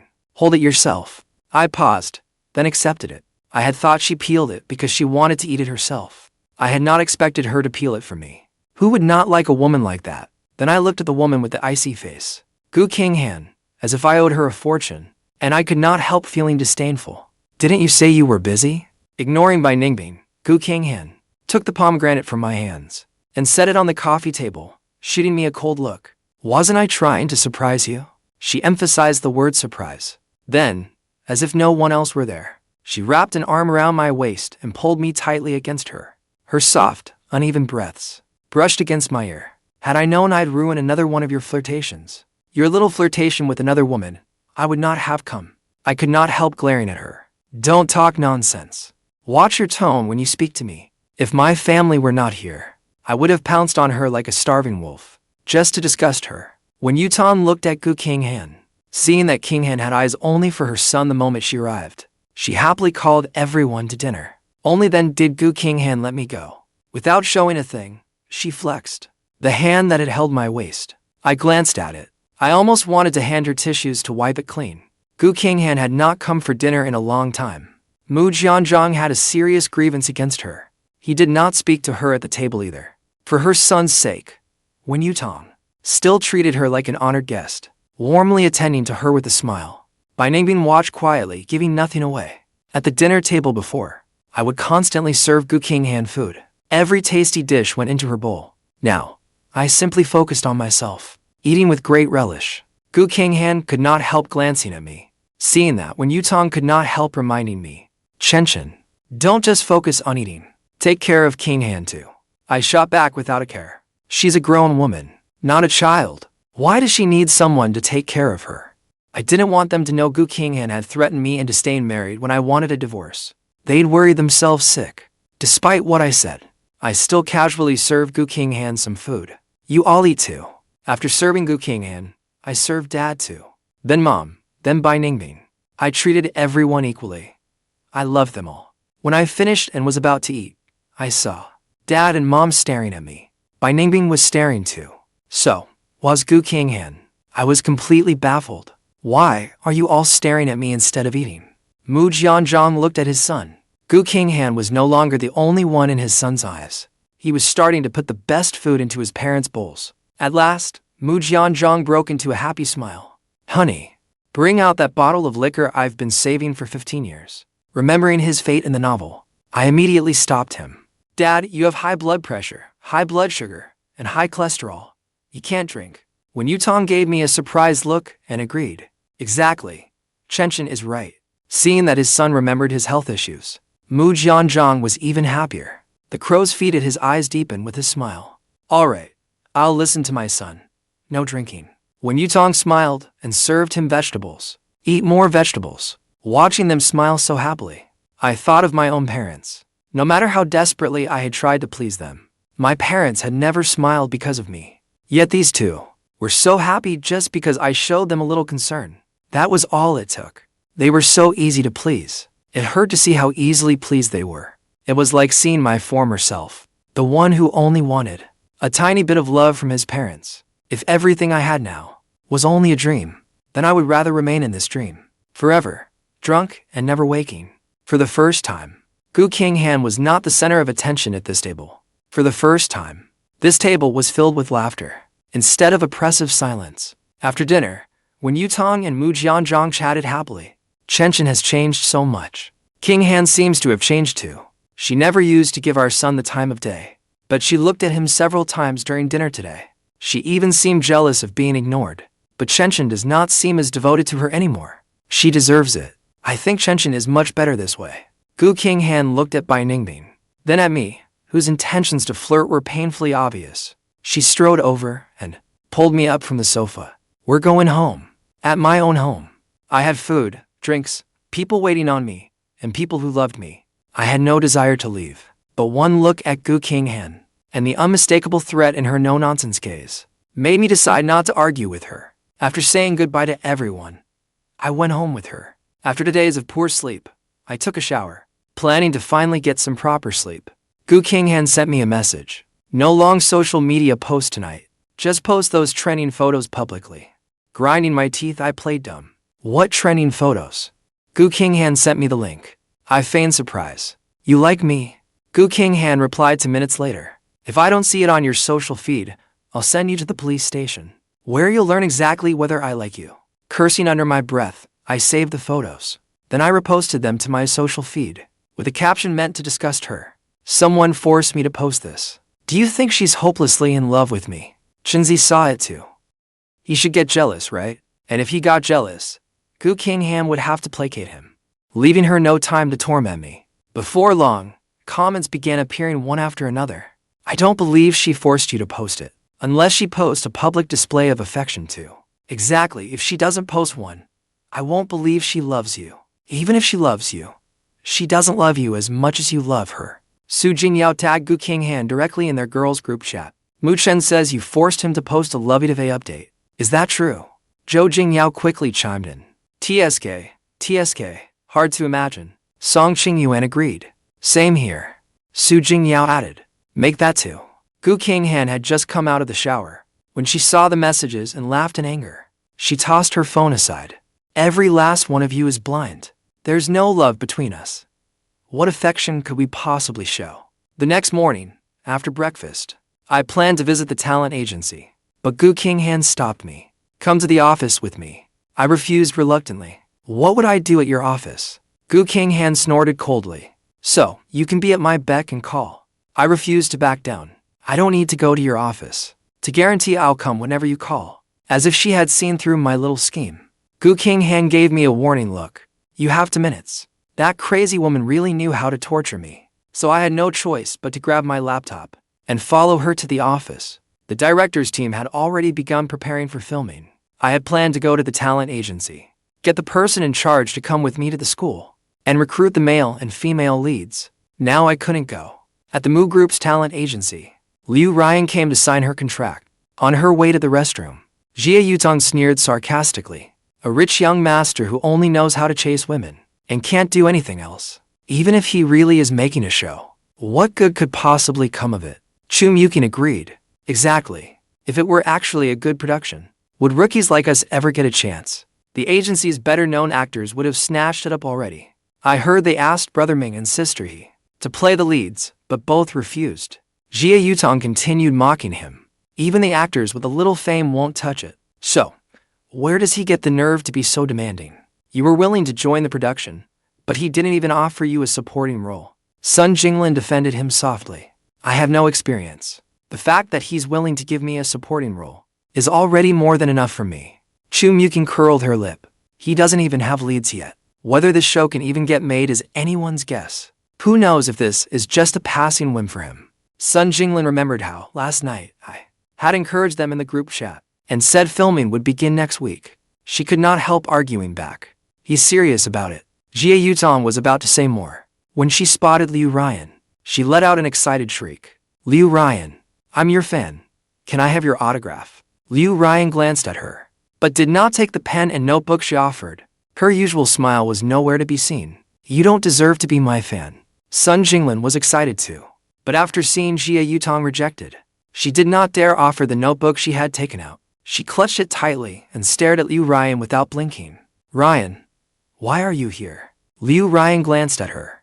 Then she snatched her little notebook, pulled out a pen from her pocket, and signed her name.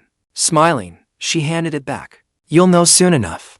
Long after Liu Ruyan had left, Jia Yutong finally realized what she had meant. She's joining our agency. Chu Mukin guessed. Could she be playing the female lead in Mu Chen's show? Jia Yutong looked utterly incredulous. How could that be? She's huge. She makes tens of millions from any show she takes. Why would she take such a low-paying, risky production? Chu Mukin murmured. But she only gave Sun Jinglin an autograph just now. I followed Gu Qinghan to the office. While Gu Qinghan worked, I took out my phone, planning to hand off finding the leads to Bai Ningbing. My phone rang. Liu Ruyan had sent me a message. Brother, I heard you're making a show. I replied, yeah. Liu Ruyan pressed on. Can I be in it? I froze for a moment, then tried to explain. What I'm making isn't a conventional television drama or movie. The bar is low, and the requirements are minimal. Once I sent it, I felt Gu Qinghan's icy stare. I immediately switched my phone to vibrate, but Liu Ruyan would not give up. Okay, but can I be in it? I kept trying to dissuade her. You can, of course, but this role would be beneath your talent. I have better plans for you. Liu Ruyan insisted. I want the role. Didn't you say I could choose for myself? I reminded her helplessly.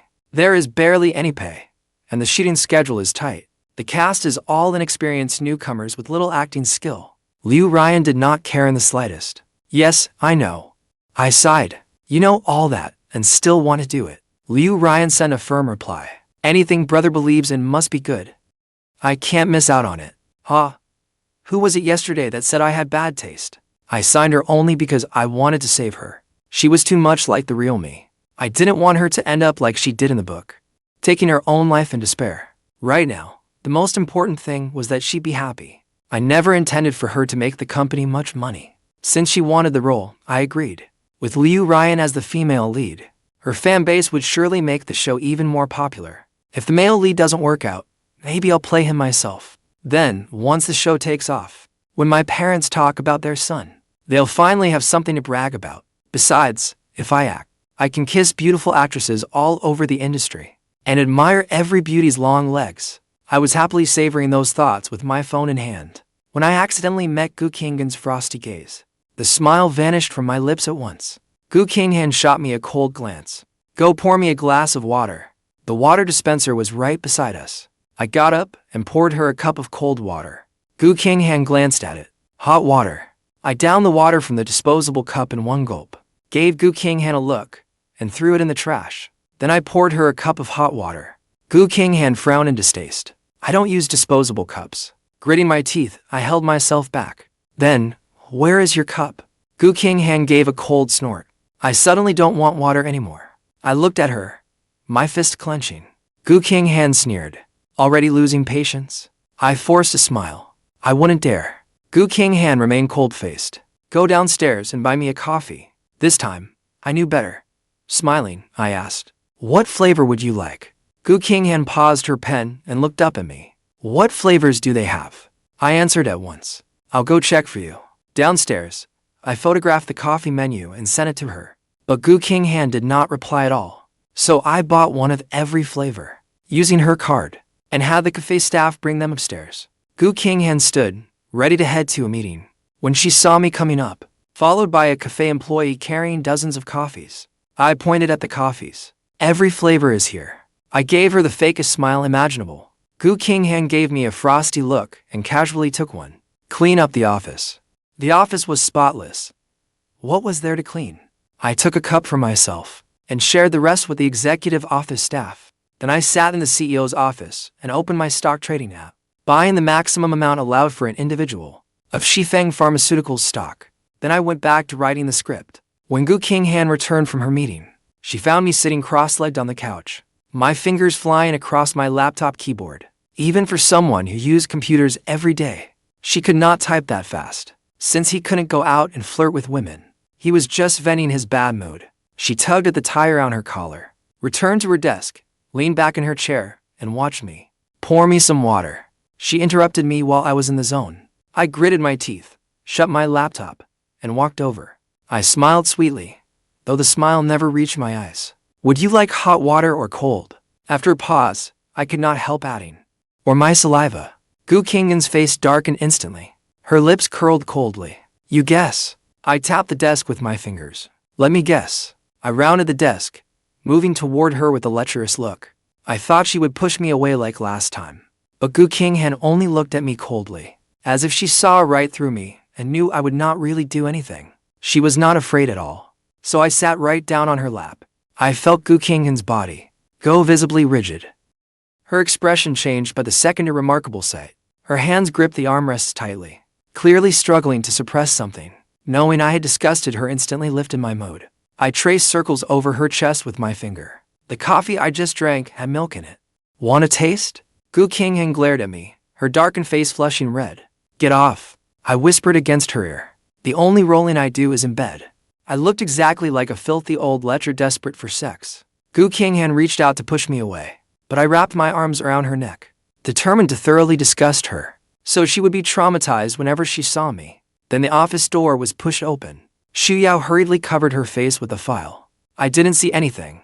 Please continue. I'll come back later." Gu Qinghan shook off my hands and pushed me off her. She straightened her clothes, then stopped Xu Yao before she could close the door. "Get back here." Xu Yao kept her head down, terrified of seeing something she should not. "Yes, President Gu." Standing to the side, I ran a hand through my hair. Gu Qinghan held her pen as her icy gaze swept over me. "What are you still standing here for?" I glanced at her and deliberately twisted her meaning. "Then I'll go back and wait for you in bed." Gu Qinghan's face had only just cooled down when it turned livid again. Had Xu Yao heard something she wasn't supposed to hear? Would President Gu have her head for this? She sneaked a glance. Gu Qinghan clenched her back teeth. Don't dream like that in broad daylight. There's a kitchen in the back. Go cook. I had no choice but to turn and head inside. Only then did I discover it had more than a kitchen. There was also a living room for video meetings, a lounge, and a bathroom. Clearly, Gu Qinghan had spent plenty of nights here before. After looking around, I opened the refrigerator. There were barely any ingredients in the refrigerator. Just as I was about to head out, Chenzi arrived. I quickly retreated inside. Chenzi glanced at Gu Qinghan and set the bag in his hand on her desk. My mom made these herself after leaving the hospital. She insisted I bring them for you to try. Gu Qinghan looked at them. How is she recovering?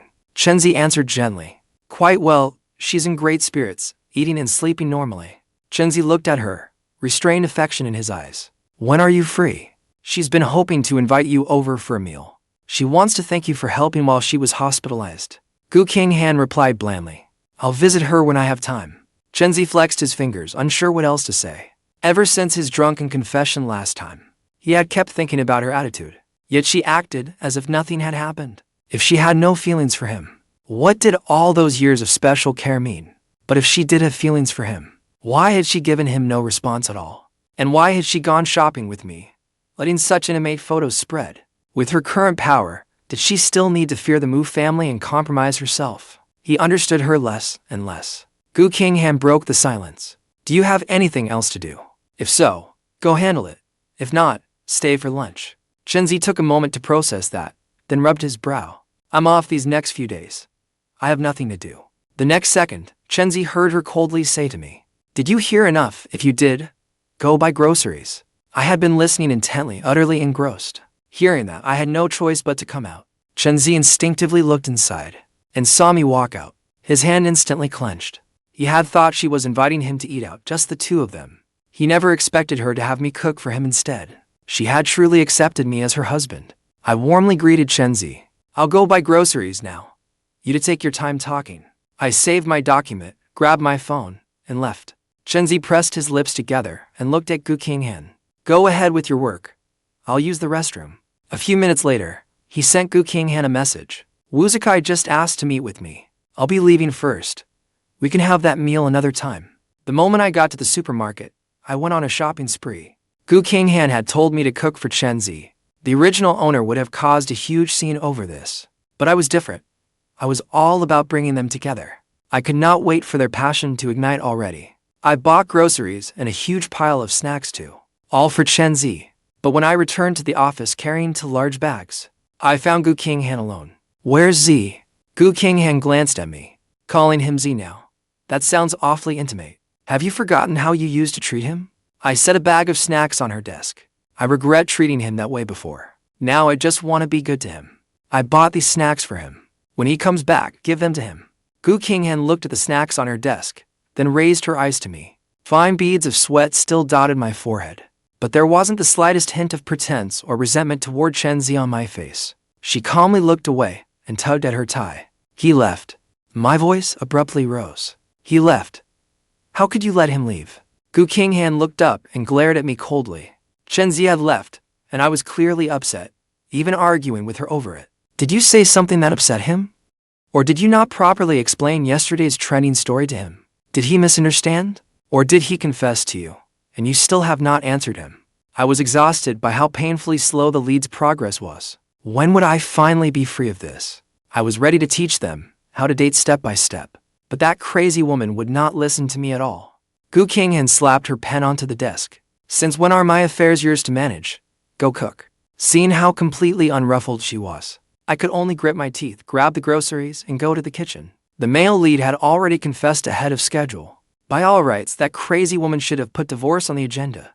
But she clearly had no such intention. She was so composed, yet suddenly took me onto the trending charts, then brought me to the office so everyone would think we'd made up.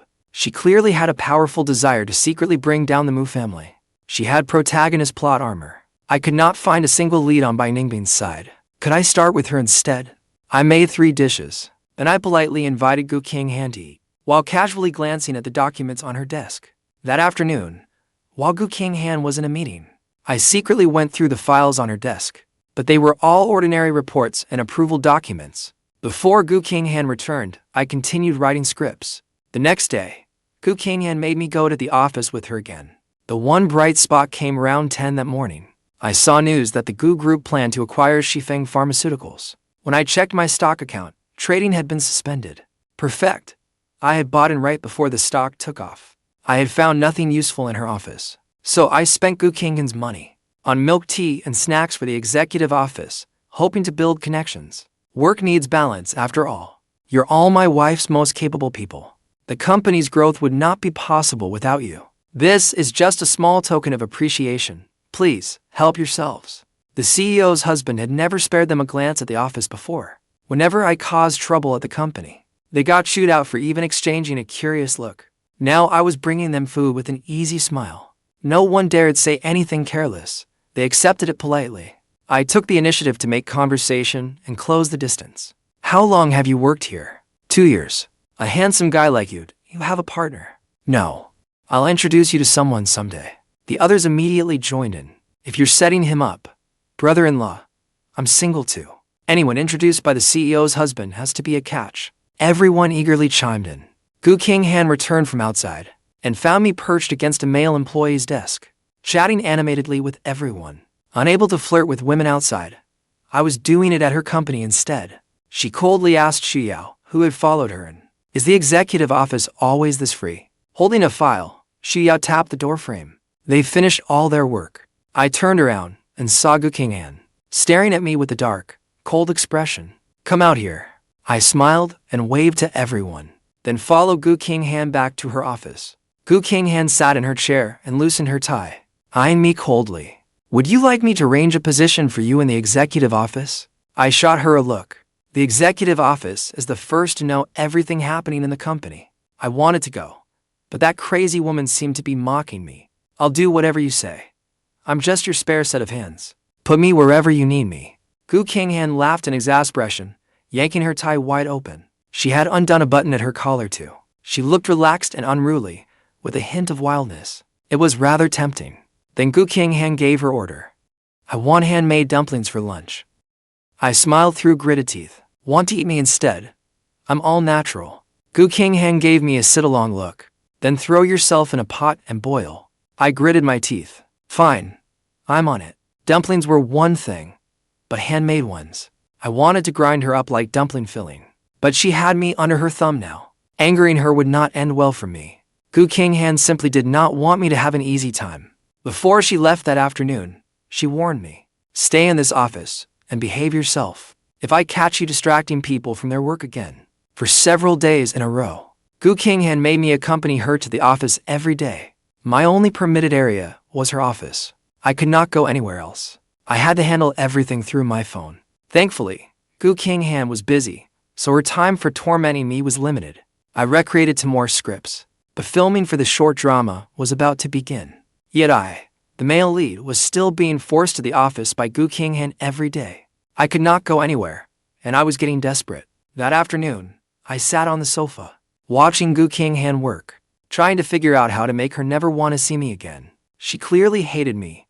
It brought me to the office every day just to torment me. She was hurting herself almost as much as she was hurting me. Maybe I should give her something stronger. Gu Qinghan casually looked up and caught me staring at her. One moment I frowned, the next I gritted my teeth, then smiled. She gave a cold laugh. "Scheming again, are you?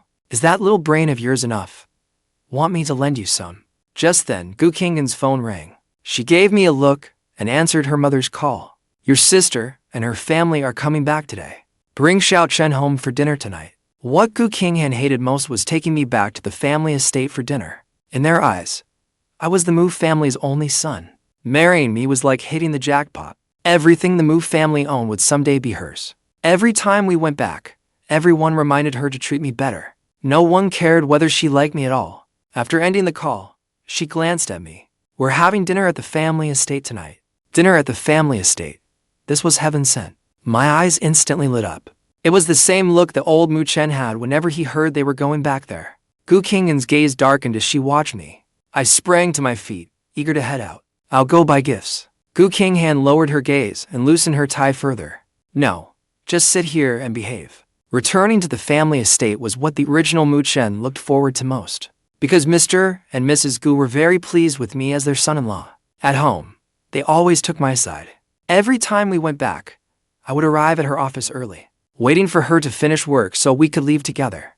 Also, I could link arms with her when we entered the house, for those few moments when I could be close to her without being pushed away. And that was when Gu Qinghan loathed me most. Tonight, I plan to disgust her beyond all endurance. Make her so sick of me that she dread ever seeing me again. At 5:30 that evening, the car stopped at the Gu family estate. I immediately stepped forward and took her hand.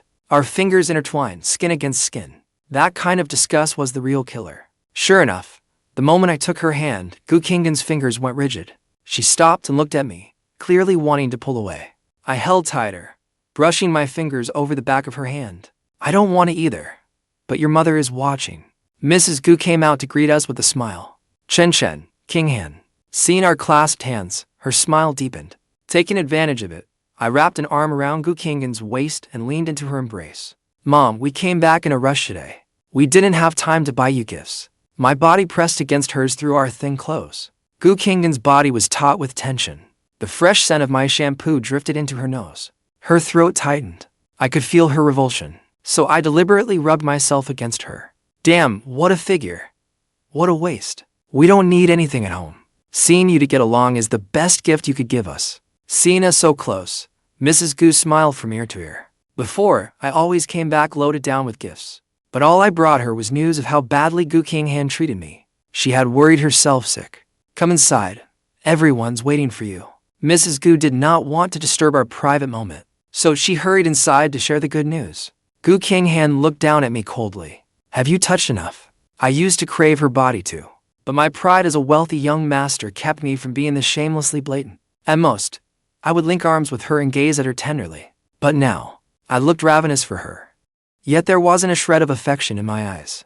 Like a rogue who drifted through crowds of women, without ever giving his heart to any of them. I tried to touch her again, but she pushed me away. Still unsatisfied, I toyed with my fingers. I may have taken advantage of you, but it wasn't for nothing. Just look how happy your mother was. Gu Qinghan gave me a dark look, then strode inside on her long legs. Dinner was ready, and we took our seats once inside. Naturally, I sat beside Gu Qinghan. I secretly glanced at the dishes, and my mood improved with every look. Mrs. Gu had always treated me well. She immediately turned the best dishes toward me. Chen, try this hairy crab. Your sister brought back authentic Yangchang Lake hairy crabs. Without ceremony, I took one and set it in front of Gu Qinghan. Honey, peel it for me. My wrist is sore, so it's inconvenient. Usually, the original Mu Chen took care of Gu Qinghan during meals, serving her food, tea, water, and napkins. Occasionally, he would ask Gu Qinghan to serve him some food. The moment I said it, everyone at the table looked over. Gu Qinghan eyed me coldly, a faint smile playing on her lips. Peel it for you. Why don't you stop eating altogether and wait for me to feed you too? Mrs. Gu's expression immediately turned cold. Qinghan, how can you talk like that? Chen is your husband. What's wrong with peeling a crab for him? At the right moment, I pretended to be considerate and reached to take the crab back. If you don't want to peel it, forget it. I don't have to eat it. Mrs. Gu shot Gu Qinghan a warning look. Chen, leave it there. Gu Qinghan gave me a deep look, then finally began peeling the crab for me. I ate while praising how delicious it was. Mrs. Gu turned the platter of hairy crabs back toward us. Qinghan, peel another one for Chen. I looked at Gu Qinghan, my eyes holding a spoiled, provocative challenge. Honey, I want another one. Gu Qinghan glanced at me and swallowed her anger. As I watched her peel it, I rubbed my foot against Gu Qinghan's leg beneath the table, slowly inching up along her calf. Gu Qinghan looked up at me, jaw clenched. Ignoring her glare, I watched her as though I couldn't get enough and kept at it. I wasn't afraid. With her hands busy peeling crab, Gu Qinghan could do nothing to me. Throughout that meal, I did everything I could to disgust her. After dinner, Mrs. Gu saw how close we seemed. Happily, she called us both over to the sofa to chat. Chen, Qinghan, you've been married for 2 years now, and your relationship is getting better and better. Isn't it time you had a child? She can barely stand to touch me. How is she supposed to have a child with me? Without hesitation, I took the chance to grab Gu Qinghan's hand and played with her fingers. Mom, one won't be nearly enough. We've already discussed it. We've decided to have enough for a whole soccer team. Gu Qinghan lowered her eyes and looked at me. I was about to take this chance to disgust her even more. Gu Qinghan wrapped an arm around my waist and pulled me close with a smile. Mom, it's getting late. We'll head back now and work hard to give you a granddaughter soon." With that, she wrapped an arm around me, rose, and led me away. Realizing this woman had finally reached her limit put me in a great mood. Once outside the hall, I kept adding fuel to the fire. I touched her waist, acting eager to get intimate with her. "You mean that?" Gu Qinghan looked down at me, her dark eyes churning with emotion. As if a storm were about to break, I braced myself for her to shove me away. Instead, the woman curled her lips. "Since you want it so badly." With that, Gu Qinghan held me and pinned me against a porch pillar. She sealed my lips with a kiss. She bit and gnawed at me, as rough as a raging storm. My eyes flew wide in disbelief. My head buzzed. Wasn't she disgusted? Hadn't she reached her limit? What was going on? When I instinctively tried to push her away, she gave a cold scoff. "Didn't you want a whole soccer team?" Gu Qinghan gripped my wrist and pressed it against her waist. Her words dripped with mocking certainty that she had seen through me. "Don't you like touching me?" Gu Qinghan bit my lip viciously. "What are you waiting for? Weren't you so good at teasing me earlier?" My lip had been bitten open, and the taste of blood brought me back to my senses. I forced myself not to panic, stay calm. She was practically allergic to me. She was hurting herself nearly as much as me. What did I have to fear? "You think I don't dare? You think I was only talking? I just didn't expect you to agree." I was so surprised. I had to make sure it was really you. I couldn't lose ground, so I met her kiss with a touch of roughness. In one motion, I grabbed her shirt, yanked it free from her skirt, and slipped my hand inside. I had waited far too long for this moment. My soft lips fell onto her slightly cool, stiff ones. My strong hand settled over her firm collarbone. Gu Qinghan's body was rigid. That only made me bolder. Her muscles were firm and powerful, their lines defined. They felt incredible. Before I could touch her more, Gu Qinghan seized my wrist and shoved me away hard. Her expression was awful. The emotions in her eyes were like erupting lava. She gave me one long, penetrating look. "Huh, did you really think I'd touch you?" Then she left, moving quickly with an icy aura around her. Watching her abandon me and drive off, I couldn't help smiling. I won. This woman was disgusted out of her mind. Gu Qinghan went to the club and poured herself a drink. She downed it in one gulp, then immediately poured another. The others gathered around curiously as Su Jingyao teased her. "Qinghan, did your husband ban you from drinking at home?" Zhou Jingyao sized her up. "Your clothes are a mess, and you haven't even wiped off your lipstick. It doesn't look like you've been deprived of alcohol. It looks more like you couldn't satisfy Mu Chen's needs." Song Qingyuan, who looked like she fled straight from bed, was disheveled. Gu Qinghan swept her cold gaze over each of them. "Get lost, all of you." Fearless, Zhou Jingyao continued. "Looks like I hit the mark." Su Jingyao suggested. "It's not a big problem. One day, I'll get you something to build up your stamina. I guarantee." Before she could finish, Gu Qinghan hurled a wine bottle. The bottle shattered into pieces, and the room fell silent. The three watched silently as she drank another glass. Gu Qinghan undid a button at her collar and gave them a cold look. "Listen carefully. I don't like him. Don't mention him to me again. He was the man she hated most, the one who had brought her nothing but humiliation. He only wants revenge on me. How could he possibly like me?" The three exchanged looks, then quietly walked away. Su Jingyao raised her glass. "Drink." Zhou Jingyao echoed her. "Drink." Song Qingyuan raised her glass too. "Drink." The Gu family driver took me home, but Gu Qinghan hadn't returned. I showered and went straight to bed. When I woke up and checked my phone, Gu Qinghan hadn't summoned me. There was only a message from Ruyan, sent minutes earlier. "Brother, filming starts tomorrow. When are you coming to set?" I replied, "Today." Ruyan immediately asked, "When will you arrive?" "I'll help you with your luggage." I was about to act as the male lead opposite the female lead. The thought made me look forward to it. I got up, packed, and gathered my luggage. Driving would take over 2 hours, and that was too exhausting.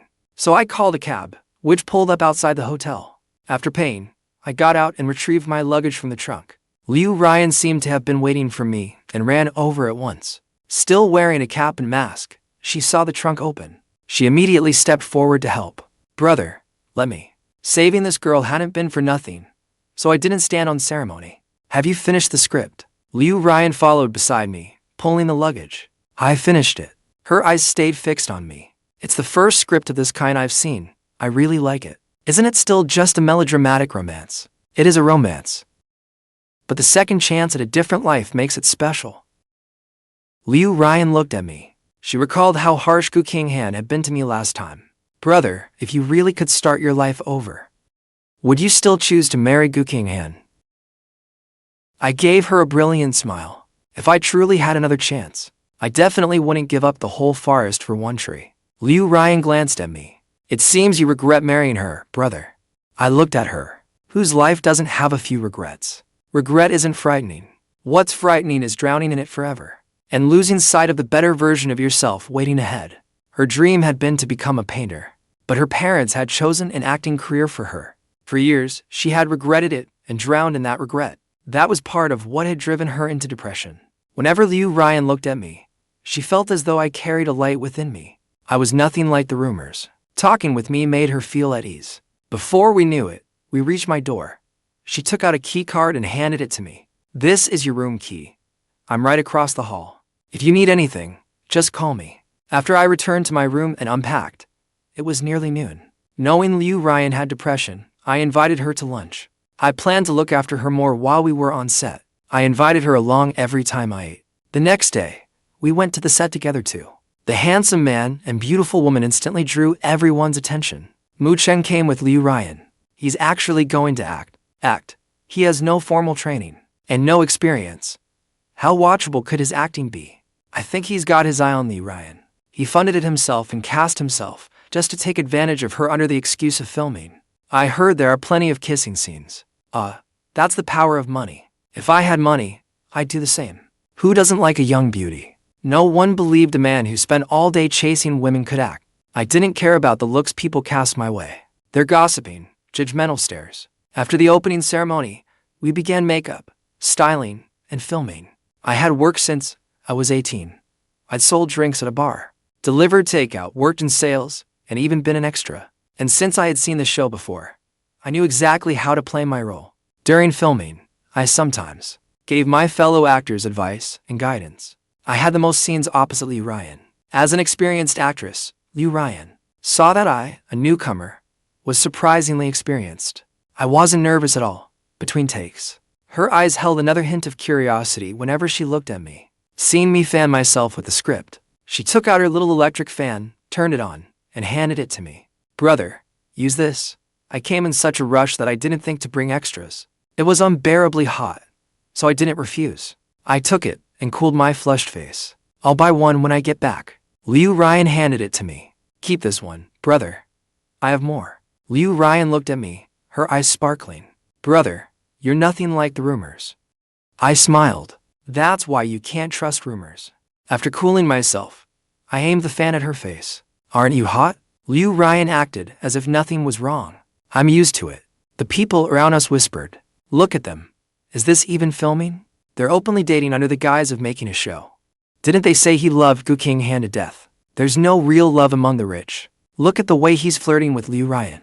He clearly doesn't give Gu Qinghan a second thought. Gu Group, Chief Executive Officer's office. After finishing her work, Gu Qinghan rubbed her brow. Pour me a glass of water. Receiving no response, she looked up instinctively. Only then did she realize I wasn't there. My face flashed through her mind again. Along with the warmth of my fingertips and the softness of my lips last night, she loosened her tie, and her phone rang. When she checked it, there was a photo. In it, I was holding the little electric fan, blowing it at Ruyan, my face bright with happiness. Ruyan looked at me with light in her eyes and a shy smile on her face. I sent her a message. How's the chemistry between the leads of my new show? Gu Qinghan replied. Not good. After replying, she tossed her phone aside. As if nothing had happened, she opened her computer and continued working. The first day of filming went smoothly. By the time we wrapped, it was already 8 that evening. The director gave us promotional photos. The original owner's account had several million followers. Many were haters waiting to laugh at me. The rest followed for the giveaway perks I used to run while flaunting my love. Fake fans who praised me every day. I deleted all my old posts about my love for Gu Qinghan. Then I posted a promotional update. Ruyan had more than 20 million followers. As soon as she posted, the news quickly began trending. Ruyan's new drama. Mu Chen is acting. Ruyan and Mu Chen. The fans exploded. Is this the rich heir who does nothing but hover around Gu Qinghan all day? That attention-seeking young master, Mu Chen? He can act if he can act. Then I deserve an Oscar for Best Actor. Rumor has it Gu Qinghan likes Chen Zi. Mu Chen entering show business. Couldn't be because he wants to compete with Chen Zi. So he stole Chen Zi's newly popular on-screen partner, could it? Ruyan started as a child actor with no connections and fought her own way up. That's how she achieved what she has today. And now she's acting with someone who only knows how to chase Gu Qinghan, a national joke who can do nothing else. The fans overwhelmingly took Ryan's side. Curious fans flooded my direct messages. At least they kept a shred of civility. Mu Chen, please take a look in the mirror. You're so exceptional. Our girl's status isn't even high enough to be cast opposite you. You deserve better. At minimum, it would take an actress at best actress level to be worthy of you.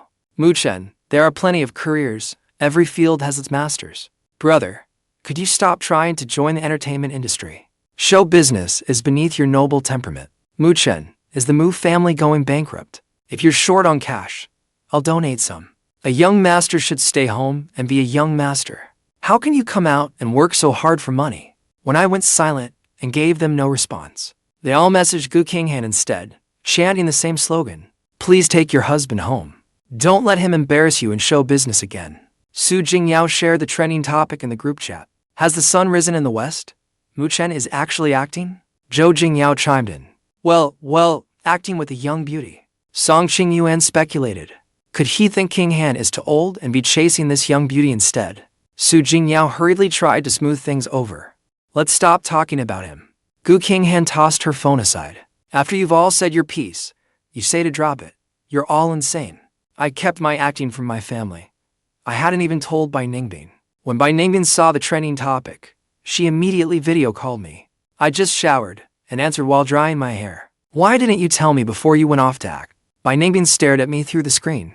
Even through the screen, I could feel the depth in her eyes, as if she could see right through me, with a faint trace of displeasure. I casually dried my hair. I wanted to surprise you. Bai Ningbing silently watched me, restrained emotion building in her eyes. I don't want this kind of surprise. Then, what do you want? When I make some money, I'll buy it for you. I smiled at her, gently coaxing. Bai Ningbing visibly brightened. I want to spend every cent you make. I gave a soft laugh. Ha, goodbye. I hung up, and then my mother called. Chen, why did you suddenly go into acting? Are you short of money? Tell Mom, the family has money. My parents always said I earned too little, yet worried I wasn't living well and kept giving me money. That love eased some of the exhaustion from my day. Mom, I'm not short of money. I just want to earn money for you and Dad, like other people's children do. Hearing how thoughtful I was, when Yutong felt her heart ache, her nose stung, and her eyes reddened. Silly child, your father and I have plenty of money. You don't need to work so hard for us. I said playfully. You spoil me too much. What child my age still stays home all day living off their parents? Just wait. Once I start making money, I'll make Dad retire and take you traveling around the world. When Yutong had the call on speakerphone, Mu Jianjin was reading a magazine beside her when he heard what I said. He adjusted his glasses and laughed heartily. All right, Dad will wait. After a day of filming, I went to sleep once the call ended. I paid no attention to the trending topics my informant sent me. Meanwhile, seeing everyone online attacking me, Ryan couldn't help clarifying things in her fan community. I was the one who asked to take this role, because the script is genuinely good. Brother is a wonderful person, and he's a great actor. Please trust me and wait calmly for the show to air. 9 times out of 10 when I trended, it was because I used my family's power and influence to fight over women and bully people. He's a good person. He has never studied acting or had any experience. How could he possibly be a great actor? The fans believed her even less. Sweetie, if you've been kidnapped, just make a sound and I'll call the police. Our girl's account has been taken over by the company. The Mu group is bullying her like this. They clearly have no respect for us fans. No one believed her. Driven to desperation, Ryan posted our earlier chat records, where she had asked me for the role. The moment fans saw the screenshots, they became even more suspicious. This image is photoshopped, right? Our sister isn't some pathetic doormat. She never groveled to Mu Chen like that. Sure, our girl begged to act opposite Mu Chen. Could you make your fake edits any more ridiculous? Our girl has it so hard. The company has completely disregarded her reputation and image for Mu Chen. Ryan panicked and started a live stream. No one forced me, and no one took over my account. Her fans kept wailing.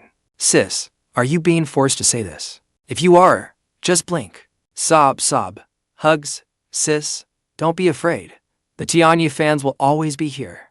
That morning, I called Liu Ryan to breakfast. Her heavy dark circles startled me. What were you doing last night?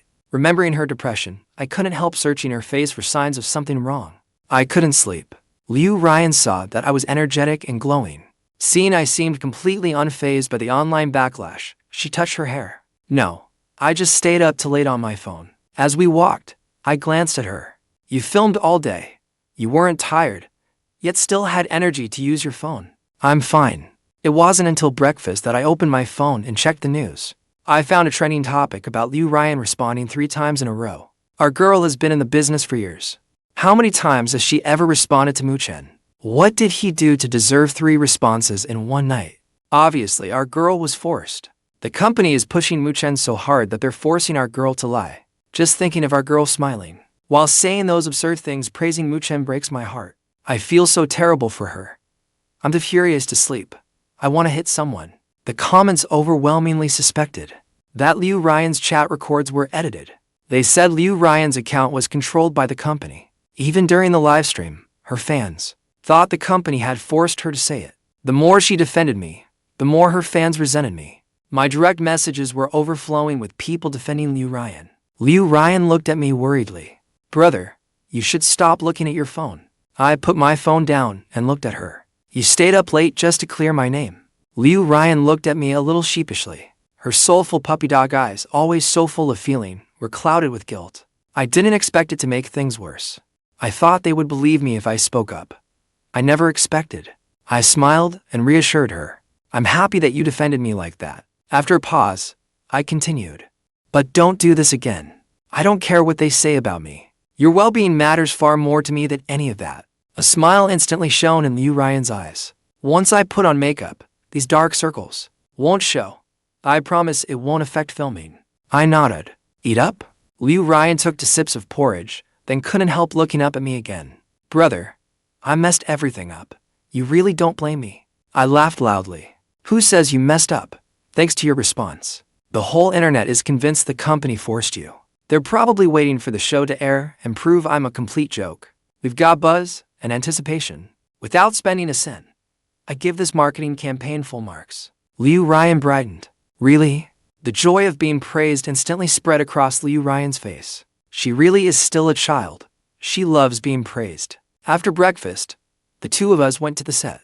We began another intense day of filming. Liu Ryan and I were filming a jealousy scene full of emotional push and pull. A luxury car stopped nearby. Bai Ningbing stepped out, carrying bags. She opened the door for Wen Yutong and held up a sun umbrella. Then she instructed the assistant to bring the desserts and drinks prepared for everyone to the set. Wen Yutong hurried forward, barely able to contain her eagerness. It's so hot, and there's not even air conditioning. How can Chen stand it? He's never endured this kind of hardship in his life. Bai Ningbing answered calmly. He's not foolish. If he found it unbearable, he'd run faster than anyone. The fact that he hasn't run means he doesn't find it unbearable. Bai Ningbing followed at an unhurried pace. Her gaze was already searching for me. Then she saw Liu Ryan grab my arm and pull me into her embrace.